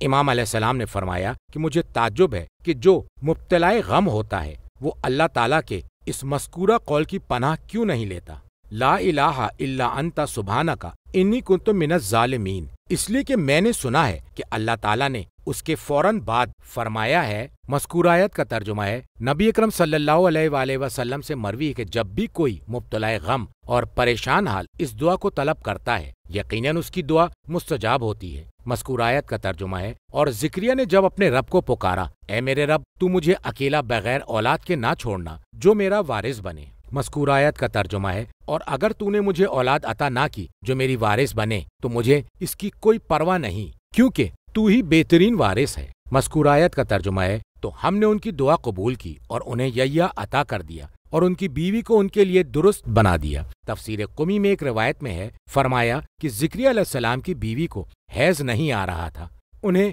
حیض آنا شروع ہو گیا، یعنی وہ بچہ جنم دینے کے قابل ہو گئیں۔ مذکور آیت کا ترجمہ ہے، یہ تمام انبیاء نیکی کے کاموں میں سبقت لے جاتے تھے، ابواب خیر کی جانب تیزی سے بڑھا کرتے تھے۔ مذکور آیت کا ترجمہ ہے، اور ہمیں شوق اور خوف سے پکارتے تھے۔ تفسیر قمی میں فرمایا، مذکور آیت کا ترجمہ ہے، مائل ہوتے ہوئے رغبت کے ساتھ اور خوف و خشیت کے ساتھ۔ میں فیض کاشانی کہتا ہوں شاید رغبت سے مراد اطاعت میں رغبت ہے، ثواب میں نہیں، اور معصیت کا خوف ہے، عذاب کا نہیں، اس لیے کہ انبیاء کا مقام اس سے اعلیٰ و ارفع ہے۔ امیر المومنین علیہ السلام نے فرمایا ہے، مذکور عربی کا ترجمہ ہے، میرے معبود میں نے تیری عبادت جہنم کے خوف سے نہیں کی اور نہ ہی تیری جنت کی تما میں کی ہے، لیکن میں نے تجھے لائق عبادت جانا ہے، اس لیے میں تیری عبادت کر رہا ہوں۔ کتاب خصال میں امام صادق علیہ السلام سے مروی ہے کہ لوگ 3 وجہوں سے عبادت کرتے ہیں۔ ایک طبقہ ثواب کی رغبت میں اللہ کی عبادت کرتا ہے،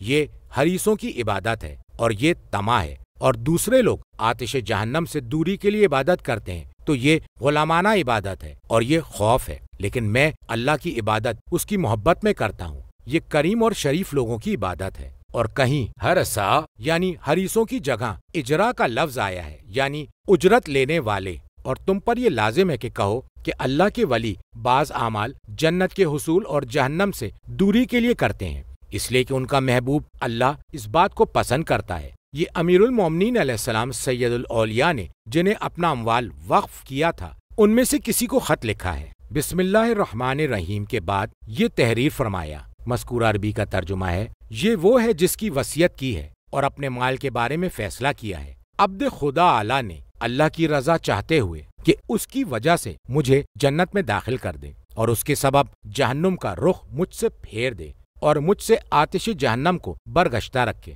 جس روز کچھ چہرے نورانی ہوں گے اور کچھ چہرے سیاہ ہوں گے۔ یا تم یہ کہہ سکتے ہو کہ یقیناً جنت اولیاء اللہ کی ملاقات اور اس کی قربت ہے، اور آتش جہنم اللہ کا فراق اور اس سے دوری ہے۔ کتاب کافی میں امام صادق علیہ السلام سے مروی ہے کہ رغبت یہ ہے کہ اپنی ہتھیلیوں کو آسمان کی طرف رکھو، اور رہبت یہ ہے کہ تم ہتھیلیوں کی پشت آسمان کی جانب رکھو۔ مذکور آیت کا ترجمہ ہے، اور وہ ہمارے سامنے سر نگون تھے، یعنی عاجزی و انکساری کرتے تھے، دائمی طور پر خوف ان کے دل میں بسا تھا۔ مفہوم یہ ہے کہ انہوں نے جو کچھ اللہ پاک سے پایا ہے اپنی انہی صفات کی وجہ سے پایا ہے۔ ترجمہ، اور اس عورت کو یاد کریں جس نے اپنی عفت کی حفاظت کی تھی، پھر ہم نے اس میں اپنی روح پھونک دی اور ہم نے اسے اور اس کے بیٹے کو اہل عالم کے لیے نشانی بنا دیا۔ بے شک یہ تمہاری ملت ایک ملت واحدہ ہے اور میں تمہارا پروردگار ہوں، تم صرف میری عبادت کرو۔ اور انہوں نے آپس میں دین کو ٹکڑے ٹکڑے کر ڈالا، سب ہماری ہی طرف پلٹ کر آنے والے ہیں۔ پس جو بھی نیک اعمال بجا لائے گا بشرطے کہ وہ مومن ہو تو اس کی کوشش کی ناقدری نہ ہوگی، اور ہم اسے لکھ رہے ہیں۔ جس بستی والوں کو ہم نے ہلاک کر دیا ان کے لیے دنیا میں واپسی ناممکن ہے، یہاں تک کہ جب یاجوج اور ماجوج کھول دیے جائیں گے اور وہ ہر بلندی سے تیزی کے ساتھ آتے نظر آئیں گے۔ مذکورہ آیت کا ترجمہ ہے، اور اس عورت کو یاد کریں جس نے اپنی عفت کی حفاظت کی تھی، پھر ہم نے اس میں اپنی روح پھونک دی۔ تفسیر قمی میں علی بن ابراہیم امام محمد باقر علیہ السلام سے روایت کرتے ہیں کہ حضرت مریم کی طرف کسی شے نے نظر نہیں کی۔ لفظ روح کی تحقیق سورہ ہجر کی آیت نمبر 29 کے ذیل میں بیان کی جا چکی ہے۔ مذکور آیت کا ترجمہ ہے، اور ہم نے اسے اور اس کے بیٹے کو اہل عالم کے لیے نشانی بنا دیا۔ اگر کوئی شخص بھی ان دونوں ماں بیٹے کے حال پر غور و فکر کرے گا تو اسے اللہ تعالیٰ کی کمال قدرت نظر آئے گی۔ مذکور آیت کا ترجمہ ہے، بے شک یہ تمہاری ملت ایک ملت واحدہ ہے جو ملت اسلامی اور ملت توحید ہے، انبیاء کے درمیان ان میں کوئی اختلاف نہیں ہے۔ مذکور آیت کا ترجمہ ہے اور میں تمہارا پروردگار ہوں، میرے علاوہ کوئی اور معبود نہیں ہے، لہٰذا تم صرف میری عبادت کرو، میرے غیر کی نہیں۔ مذکور آیت کا ترجمہ ہے اور انہوں نے آپس میں دین کو ٹکڑے ٹکڑے کر ڈالا، دین میں تفرقہ پیدا کیا اور اس کے معاملے کو ٹکڑوں میں بانٹ دیا۔ مذکور آیت کا ترجمہ ہے مختلف گروہوں میں منقسم فرقے سب کے سب ہماری ہی طرف واپس آئیں گے اور ہم ہی انہیں جزا دیں گے۔ مذکور آیت کا ترجمہ ہے پس جو بھی نیک اعمال بجا لائے گا بشرطے کہ وہ مومن ہو تو اس کی کوشش کی ناقدری نہ ہوگی، یعنی وہ اللہ اور اس کے رسول پر ایمان لاتا ہو۔ کفران ثواب روکنے کا استعارہ ہے، جس طرح شکر عطا کرنے کا استعارہ ہے۔ مذکور آیت کا ترجمہ ہے اور ہم اس کی صحیح و کوشش کو لکھ رہے ہیں اور اسے اس کے صحیفہ عمل میں مندرج کر رہے ہیں۔ مذکور آیت کا ترجمہ ہے اور جس بستی والوں کو ہم نے ہلاک کر دیا ان کے لیے واپسی ناممکن ہے، اس بستی کے باشندوں کے لیے محال ہے، ان کے بارے میں تصور بھی نہیں کیا جا سکتا کہ وہ واپس آ جائیں۔ کہا گیا ہے کہ یعنی اس دنیا میں ان کی واپسی یا ان کا توبہ کرنا ممکن نہیں ہے، اور کہا گیا ہے کہ لا زائد ہے۔ کتاب فقہ میں امیر المومنین علیہ السلام سے مروی ہے کہ آپ نے جمعے کے خطبے میں فرمایا، مذکور عربی کا ترجمہ ہے کیا تم نے نہیں دیکھا کہ تمہارے گزشتگان واپس نہیں آئے اور تمہارے بعد آنے والے موجود ہیں، وہ باقی نہیں رہیں گے۔ اللہ تعالیٰ نے ارشاد فرمایا ہے اور جس بستی والوں کو ہم نے ہلاک کیا ان کے لیے واپسی ناممکن ہے۔ تفسیر قمی میں صادقین سے مروی ہے، انہوں نے فرمایا کہ اللہ تعالیٰ نے جس بستی والوں کو عذاب نازل کر کے ہلاک کر دیا وہ رجعت میں واپس نہیں آئیں گے۔ تفسیر مجموع البیان میں امام باقر علیہ السلام سے مروی ہے کہ وہ ہر بستی جسے اللہ نے عذاب نازل کر کے ہلاک کر ڈالا ہے اس کے باشندے واپس نہیں آئیں گے۔ مذکور آیت کا ترجمہ ہے یہاں تک کہ جب یاجوج اور ماجوج کے بند کو کھول دیا جائے گا۔ تفسیر قمی میں ہے کہ جب زمانے کا آخری دور ہوگا تو یاجوج اور ماجوج دنیا میں آئیں گے اور لوگوں کو کھائیں گے۔ مذکور آیت کا ترجمہ ہے اور وہ ہر بلندی سے تیزی کے ساتھ آتے نظر آئیں گے۔ ترجمہ اور وعدہ حق پورا ہونے کا وقت قریب آ جائے گا، تب کافروں کی آنکھیں پھٹی کے پھٹی رہ جائیں گی، کہیں گے ہائے ہماری کم بختی، ہم اس چیز کی طرف سے غفلت میں پڑے ہوئے تھے، بلکہ ہم ہی خطا کار تھے۔ بے شک تم اور اللہ کے علاوہ تم جنہیں پوچھتے ہو وہ جہنم کا ایندھن ہے اور تم کو بھی وہیں جانا ہے۔ اگر یہ واقعی خدا ہوتے تو وہاں نہ جاتے، ان سب کو ہمیشہ اسی دنیا میں رہنا ہے، اس میں ان کے لیے چیخ و چنگھاڑ ہوگی اور وہاں کان پڑی آواز سنائی نہ دے گی۔ بے شک جن لوگوں کے لیے ہماری طرف سے پہلے ہی بھلائی مقرر ہو چکی ہے وہ لوگ اس سے دور رکھے جائیں گے اور وہ اس کی سرسراہٹ تک نہ سنیں گے، اور وہ ہمیشہ اپنی من پسند چیزوں کے درمیان میں رہیں گے۔ انہیں قیامت کا ہولناک منظر بھی غمگین نہ کر سکے گا۔ فرشتے ان کا استقبال کریں گے اور کہیں گے یہ تمہارا وہ دن ہے جس کا تم سے وعدہ کیا گیا تھا۔ مذکور آیت کا ترجمہ ہے اور وعدہ حق پورا ہونے کا وقت قریب آ جائے گا، تب کافروں کی آنکھیں پھٹی کے پھٹی رہ جائیں گی۔ یہ جملہ جواب شرط ہے اور لفظ اذا کسی چیز کے غیر متوقع طور پر ہونے پر بولا جاتا ہے۔ مذکور آیت کا ترجمہ ہے کہیں گے ہائے ہماری کمبختی، ہم اس چیز کی طرف سے غفلت میں پڑے ہوئے تھے، ہمیں معلوم نہیں تھا کہ یہ حق ہے۔ مذکور آیت کا ترجمہ ہے بلکہ ہم ہی خطا کار تھے، ہم نے نظر کے بگاڑ کی وجہ سے اپنے نفسوں پر ظلم ڈھایا ہے اور تنبیہ پر دھیان نہ دینے کے سبب اپنے نفسوں پر ظلم کیا ہے۔ مذکور آیت کا ترجمہ ہے بے شک تم اور اللہ کے علاوہ تم جنہیں پوچھتے ہو وہ جہنم کا ایندھن ہے اور تم کو بھی وہیں جانا ہے، انہیں جہنم میں پھینک دیا جائے گا اور جہنم کو بھڑکا دیا جائے گا۔ تفسیر قمی میں ہے مذکور آیت کا ترجمہ ہے انہیں جہنم میں اس طرح پھینکا جائے گا جیسے پتھر کو پھینکا جاتا ہے۔ مذکور آیت کا ترجمہ ہے اور تم کو بھی وہیں جانا ہے، یہ جملہ دلالت کرتا ہے انہیں جہنم کی خاطر لایا گیا ہے۔ مذکور آیت کا ترجمہ ہے اگر یہ واقعی خدا ہوتے تو یہ لوگ جہنم میں نہ جاتے، ان سب کو ہمیشہ اسی دنیا میں رہنا ہے، اس سے کبھی بھی چھٹکارا نہ پائیں گے۔ مذکور آیت کا ترجمہ ہے اس میں ان کے لیے چیخ و چنگھاڑ ہوگی اور وہاں کان پڑی آواز سنائی نہ دے گی۔ زفیر کے معنی ہے آہ آہ کرنا اور بہت تیز سانس لینا۔ کتاب قرب الاسناد میں امام صادق علیہ السلام سے مروی ہے، وہ اپنے والد سے روایت کرتے ہیں کہ رسول اللہ صلی اللہ علیہ وآلہ وسلم نے فرمایا کہ اللہ تبارک و تعالی روز قیامت ہر چیز کو لے آئے گا، اللہ کو چھوڑ کر جس کی عبادت کی جاتی تھی، سورج یا چاند یا اس کے علاوہ دوسری چیزیں، پھر ہر انسان سے جس کی وہ عبادت کیا کرتا تھا اس کے بارے میں سوال کیا جائے گا۔ جس نے بھی غیر خدا کی عبادت کی تھی وہ یہ کہے گا اے ہمارے پروردگار، ہم اس چیز کی عبادت اس لیے کرتے تھے کہ وہ شے ہمیں تجھ سے قریب کر دے۔ حضرت صلی اللہ علیہ وآلہ وسلم نے فرمایا اس کے بعد اللہ تعالیٰ فرشتوں سے کہے گا کہ انہیں اور یہ جن چیزوں کی عبادت کیا کرتے تھے سب کو جہنم میں لے جاؤ سوائے ان کے جنہیں میں نے مستغنی کر دیا ہے، اس لیے کہ وہ لوگ جہنم سے دور کر دیے گئے ہیں۔ کتاب الشرائع میں امام صادق علیہ السلام سے مروی ہے کہ جب قیامت کا دن ہوگا تو سورج اور چاند کو دو ٹیلوں کی شکل میں لایا جائے گا، پھر ان کو جو ان کی عبادت کیا کرتے تھے انہیں جہنم میں پھینک دیا جائے گا، اور وہ اس لیے کہ جب ان کی عبادت کی گئی تو یہ اس سے راضی تھے۔ میں فیض کاشانی کہتا ہوں کہ اس حدیث کی تعویل سورہ رحمان کی آیت نمبر 12 کے ذیل میں بیان کی جائے گی۔ تفسیر قمی میں امام باقر علیہ السلام سے مروی ہے کہ جب یہ آیت نازل ہوئی تو اس سے مکے کے باشندوں کو بہت زیادہ افسوس ہوا۔ عبداللہ بن زبعری ان کے پاس آیا اور کفار قریش اس آیت کے بارے میں باتوں میں الجھے ہوئے تھے۔ ابن زبعری نے ان سے کہا کیا میں محمد سے اس بارے میں گفتگو کروں؟ انہوں نے کہا بے شک۔ تو ابن زبعری بولا اگر محمد نے اعتراف کر لیا کہ یہ آیت نازل ہوئی ہے تو ہم ان سے اس بارے میں جھگڑا کریں گے۔ وہ دونوں جمع ہوئے تو ابن زبعری نے کہا اے محمد تم نے جو آیت ابھی پڑھی ہے کیا وہ ہمارے بارے میں ہے اور خاص طور پر ہمارے معبودوں کے بارے میں ہے یا دیگر امت اور ان کے معبودوں کے بارے میں بھی ہے؟ حضرت نے فرمایا یہ آیت تمہارے اور تمہارے معبودوں کے بارے میں ہے اور دیگر امتوں اور ان کے خداؤں کے بارے میں ہے، مگر اللہ نے انہیں مستغنی کر دیا ہے۔ تو ابن زبعری نے کہا خدا کی قسم میں تم سے بحث کروں گا، کیا تم حضرت عیسیٰ کا اچھے الفاظ میں ذکر نہیں کرتے ہو جبکہ تم جانتے ہو کہ نصارہ عیسیٰ اور ان کی والدہ کی عبادت کرتے ہیں اور انسانوں کا ایک گروہ فرشتوں کی عبادت کرتا ہے؟ کیا یہ بھی دیگر خداؤں کے ساتھ جہنم میں ہوں گے؟ تو رسول اللہ صلی اللہ علیہ وآلہ وسلم نے فرمایا نہیں ایسا نہیں ہے۔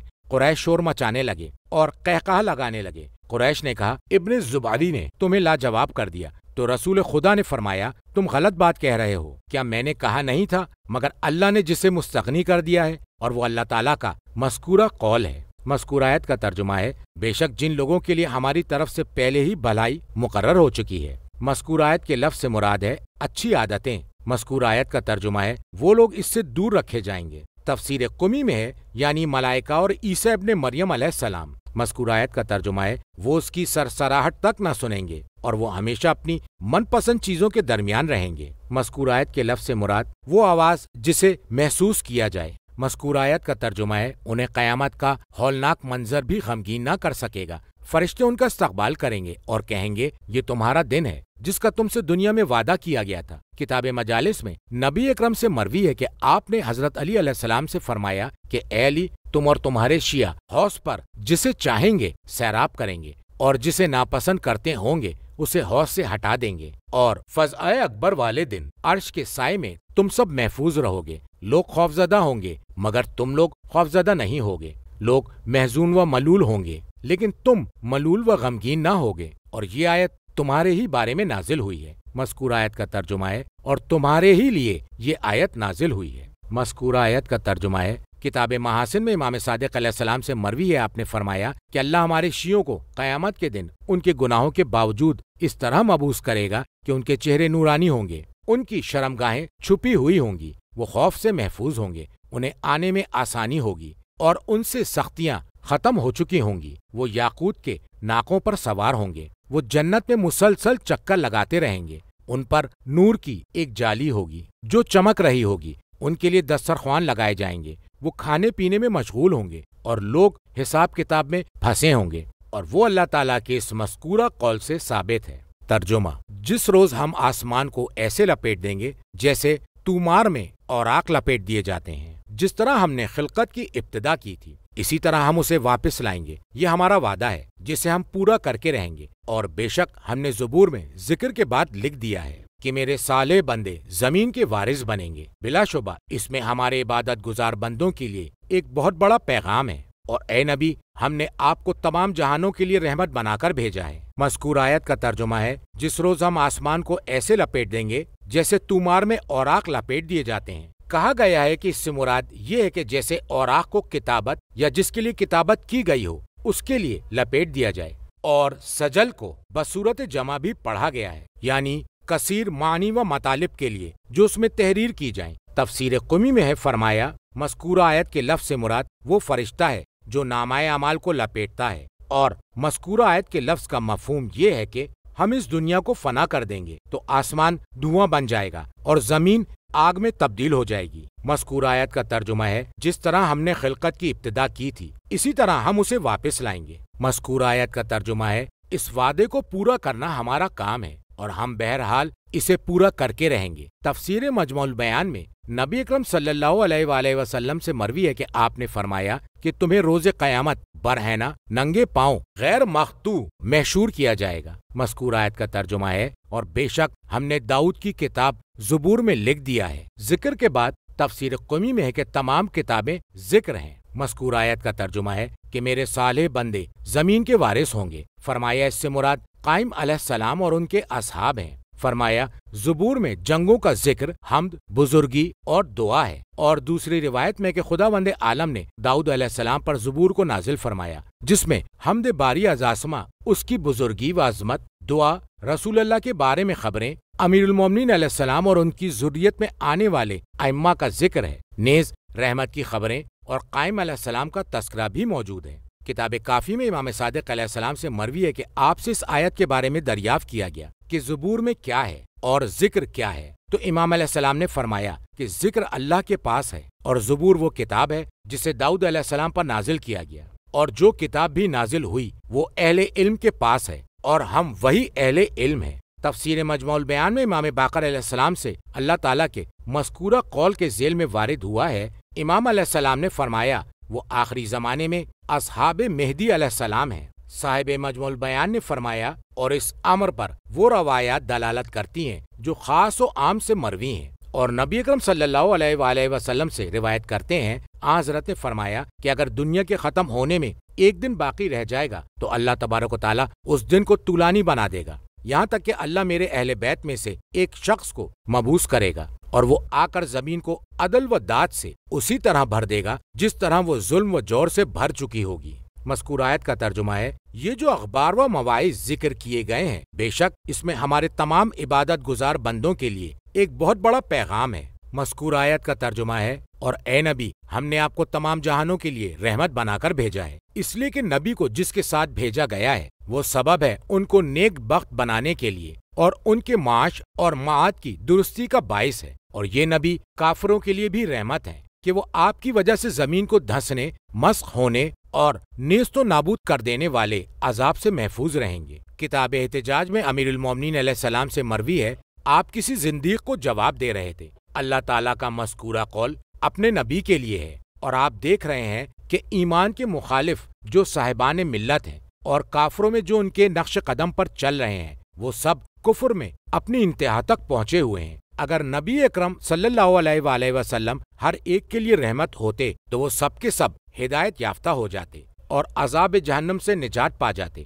تو اللہ تبارک و تعالیٰ نے حضرت کو جو رحمت للعالمین کہا ہے تو انہیں اس دنیا کے باشندوں کے لیے مہلت کا سبب بنا دیا ہے، اس لیے کہ آپ سے پیشتر جو انبیاء تشریف لائے وہ تصریح کے ساتھ آئے، نہ کہ تعریض دوسرے پر ڈال کر بات کرنا کے ساتھ، اور ان میں سے کوئی نبی بھی جب اللہ کے حکم کو واضح طور سے بیان کرتا تھا اور اس کی قوم اسے قبول کر لیتی تھی تو وہ محفوظ رہتے تھے، اور جملہ مخلوقات اپنے اپنے گھروں میں باحفاظت رہتے تھے، اور اگر وہ مخالفت کرتے تھے تو وہ ہلاک ہو جاتے، اور گھروں کے تمام باشندے ان آفتوں کے باعث ہلاک ہو جاتے تھے۔ ان کے نبی انہیں جن سے ڈرایا کرتے تھے اور ان آفتوں کے آنے اور ان کے تمہارے صحن میں نازل ہونے کی خبر دیتے تھے، جیسے زمین کا دھسنا یا آگ میں پھینکا جانا یا بھونچال کا آنا یا تیز و تند ہوا کا چلنا یا زلزلے کا آنا یا ان کے علاوہ دیگر عذاب سے دوچار ہونا جس کی وجہ سے سابقہ امتیں ہلاک ہو گئیں، اور اللہ تعالیٰ نے ہمارے نبی اور ان کی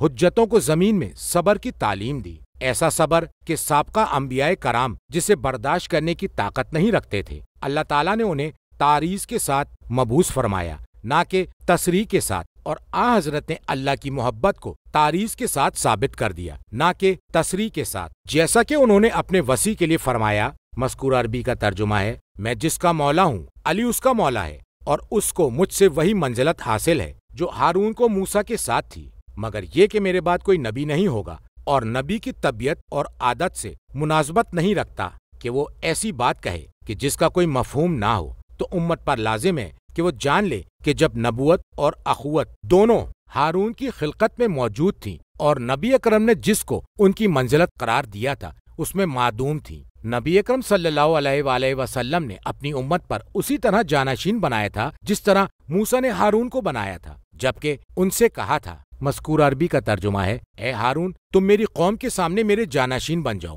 اور اگر ان سے یہ کہا ہوتا تم امامت کا قلاوہ نہ پہناؤ مگر بینہ فلاں شخص کو، ورنہ تم پر عذاب نازل ہو جائے گا، تو ان پر عذاب نازل ہو جاتا اور مہلت اور تاخیر کا باب ختم ہو جاتا۔ تفسیر مجموع البیان میں نبی اکرم صلی اللہ علیہ وآلہ وسلم سے مروی ہے کہ جب یہ آیت نازل ہوئی تو آپ نے جبرائیل امین سے دریافت کیا کہ کیا اس رحمت سے کچھ تم تک بھی پہنچا ہے؟ جبرائیل نے جواب دیا، ہاں، میں اپنے انجام امر سے ڈرتا تھا تو میں آپ پر ایمان لایا، جیسا کہ اللہ تعالیٰ نے اپنے قول سے میری تعریف کی ہے۔ مذکور آیت کا ترجمہ ہے، جو بڑی قوت والا عرش والے کے نزدیک بلند مرتبہ ہے۔ ترجمہ، فرما دیجئے کہ مجھ پر یہ وحی آئی ہے کہ یقیناً تمہارا معبود بس ایک خدا ہے، تو پھر کیا تم تسلیم کرتے ہو؟ پھر اگر وہ روگردانی کریں تو کہہ دیجئے کہ میں نے علل اعلان تم کو خبردار کر دیا ہے۔ مجھے یہ پتہ نہیں کہ جس عذاب کا وعدہ کیا گیا ہے وہ قریب ہے یا دور۔ بے شک اللہ وہ باتیں بھی جانتا ہے جو بلند آواز میں کہی جاتی ہیں،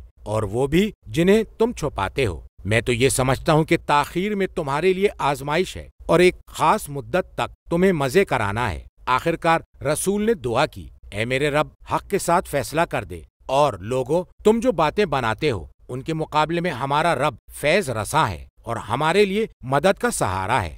مذکور آیت کا ترجمہ ہے، اے پیغمبر، آپ فرما دیجئے کہ مجھ پر یہ وحی آئی ہے کہ یقیناً تمہارا معبود بس ایک خدا واحد ہے۔ مجھ پر جو وحی کی گئی ہے، مذکور عربی کا ترجمہ ہے کہ بلا شبہ کوئی معبود نہیں ہے مگر جو تمہارا معبود ہے، اور وہ ایک خدا واحد ہے۔ اس لیے کہ نبی اکرم صلی اللہ علیہ وآلہ وسلم کی بعثت کا اصل مقصد توحید پر منحصر ہے۔ مذکور آیت کا ترجمہ ہے، تو پھر کیا تم اسے تسلیم کرتے ہو؟ وحی کے مطابق کیا تم اپنی عبادت خالصتاً اللہ کے لیے کرتے ہو؟ مذکور آیت کا ترجمہ ہے، پس اگر وہ توحید یا وصیت سے روگردانی کریں۔ مذکور آیت کا ترجمہ ہے، تو کہہ دیجئے کہ مجھے جو حکم دیا گیا تھا میں نے تمہیں عدل کے مطابق اس سے مطلع کر دیا ہے۔ مذکور آیت کا ترجمہ ہے، مجھے یہ پتہ نہیں کہ جس عذاب کا تم سے وعدہ کیا گیا ہے وہ قریب ہے یا دور، بہرحال ہو کر رہے گا۔ مذکور آیت کا ترجمہ ہے، بے شک اللہ وہ باتیں بھی جانتا ہے جو تم اعلانیہ طور سے اسلام کی طعن و تشنہ کرتے ہوئے کہتے ہو۔ مذکور آیت کا ترجمہ ہے، اور مسلمانوں کے لیے جو کینہ اور بغض تم اپنے دل میں پوشیدہ طور سے رکھتے ہو، اللہ کو اس کی بھی خبر ہے، وہ اس بات پر تمہیں سزا دے گا۔ مذکور آیت کا ترجمہ ہے، اور مجھے معلوم نہیں لیکن ہو سکتا ہے کہ تمہاری جزا میں تاخیر کا سبب استدراج خدا کا تم کو ڈھیل دینا ہو اور تمہاری آزمائش میں اضافہ کرنا ہو، یا امتحان ہو کہ وہ دیکھے کہ تم کس طرح عمل کر رہے ہو۔ مذکور آیت کا ترجمہ ہے، اور ایک خاص مدت تک کے لیے جو اس کی مشیت کا تقاضا ہو تمہیں فائدہ پہنچانا اور لذت سے دوچار کرنا مطلوب ہو۔ مذکور آیت کا ترجمہ ہے، آخرکار رسول نے دعا کی، اے میرے رب، تو حق کے ساتھ فیصلہ کر دے۔ تفسیر قمی میں ہے کہ اس آیت کا مفہوم یہ ہے کہ کافروں کو نہ چھوڑ، اور حق سے مراد ظالمین سے انتقام ہے۔ فرمایا کہ اس جیسا مفہوم سورہ آل عمران میں ہے۔ مذکور آیت کا ترجمہ ہے، اے نبی، آپ کا اس معاملے میں کچھ اختیار نہیں ہے، اللہ چاہے تو ان کی توبہ قبول کر لے، چاہے تو انہیں عذاب دے دے، کیونکہ وہ ظالم ہیں۔ قول رسول اکرم صلی اللہ علیہ وآلہ وسلم کو بیان کرنے کے لیے لفظ قال لایا گیا۔ مذکور آیت کا ترجمہ ہے، اور ہمارا رب فیض رسا ہے، مخلوقات پر بہت زیادہ رحمت کرنے والا ہے۔ مذکور آیت کے الفاظ سے مراد ہمارے لیے مدد کا سہارا ہے، اسی سے مدد طلب کی جاتی ہے۔ مذکور آیت کا ترجمہ ہے، وہ اللہ نہایت مہربان اور مددگار ہے، اس لیے کہ قوت و طاقت ان کے پاس تھی، اور یہ کہ پرچم اسلام کچھ دنوں تک لہرایا پھر ٹھہر گیا، اور اگر وعدہ سچا ہوتا تو ان پر عذاب نازل ہوتا، تو اللہ تعالیٰ نے اپنے رسول کی دعا کو قبول کر لیا، ان کی آرزوؤں کو خاک میں ملا دیا، اور ان کے خلاف اپنے رسول کی مدد و نصرت کی۔ کتاب ثواب الاعمال میں اور تفسیر مجموع البیان میں امام صادق علیہ السلام سے مروی ہے کہ جو بھی سورہ انبیاء کو اس سورے سے محبت کرتے ہوئے تلاوت کرے گا تو گویا اس نے تمام انبیاء کرام سے جنات النعیم میں رفاقت حاصل کر لی، اور وہ شخص دنیاوی زندگی میں ہی لوگوں کی نگاہوں میں باروب ہوگا۔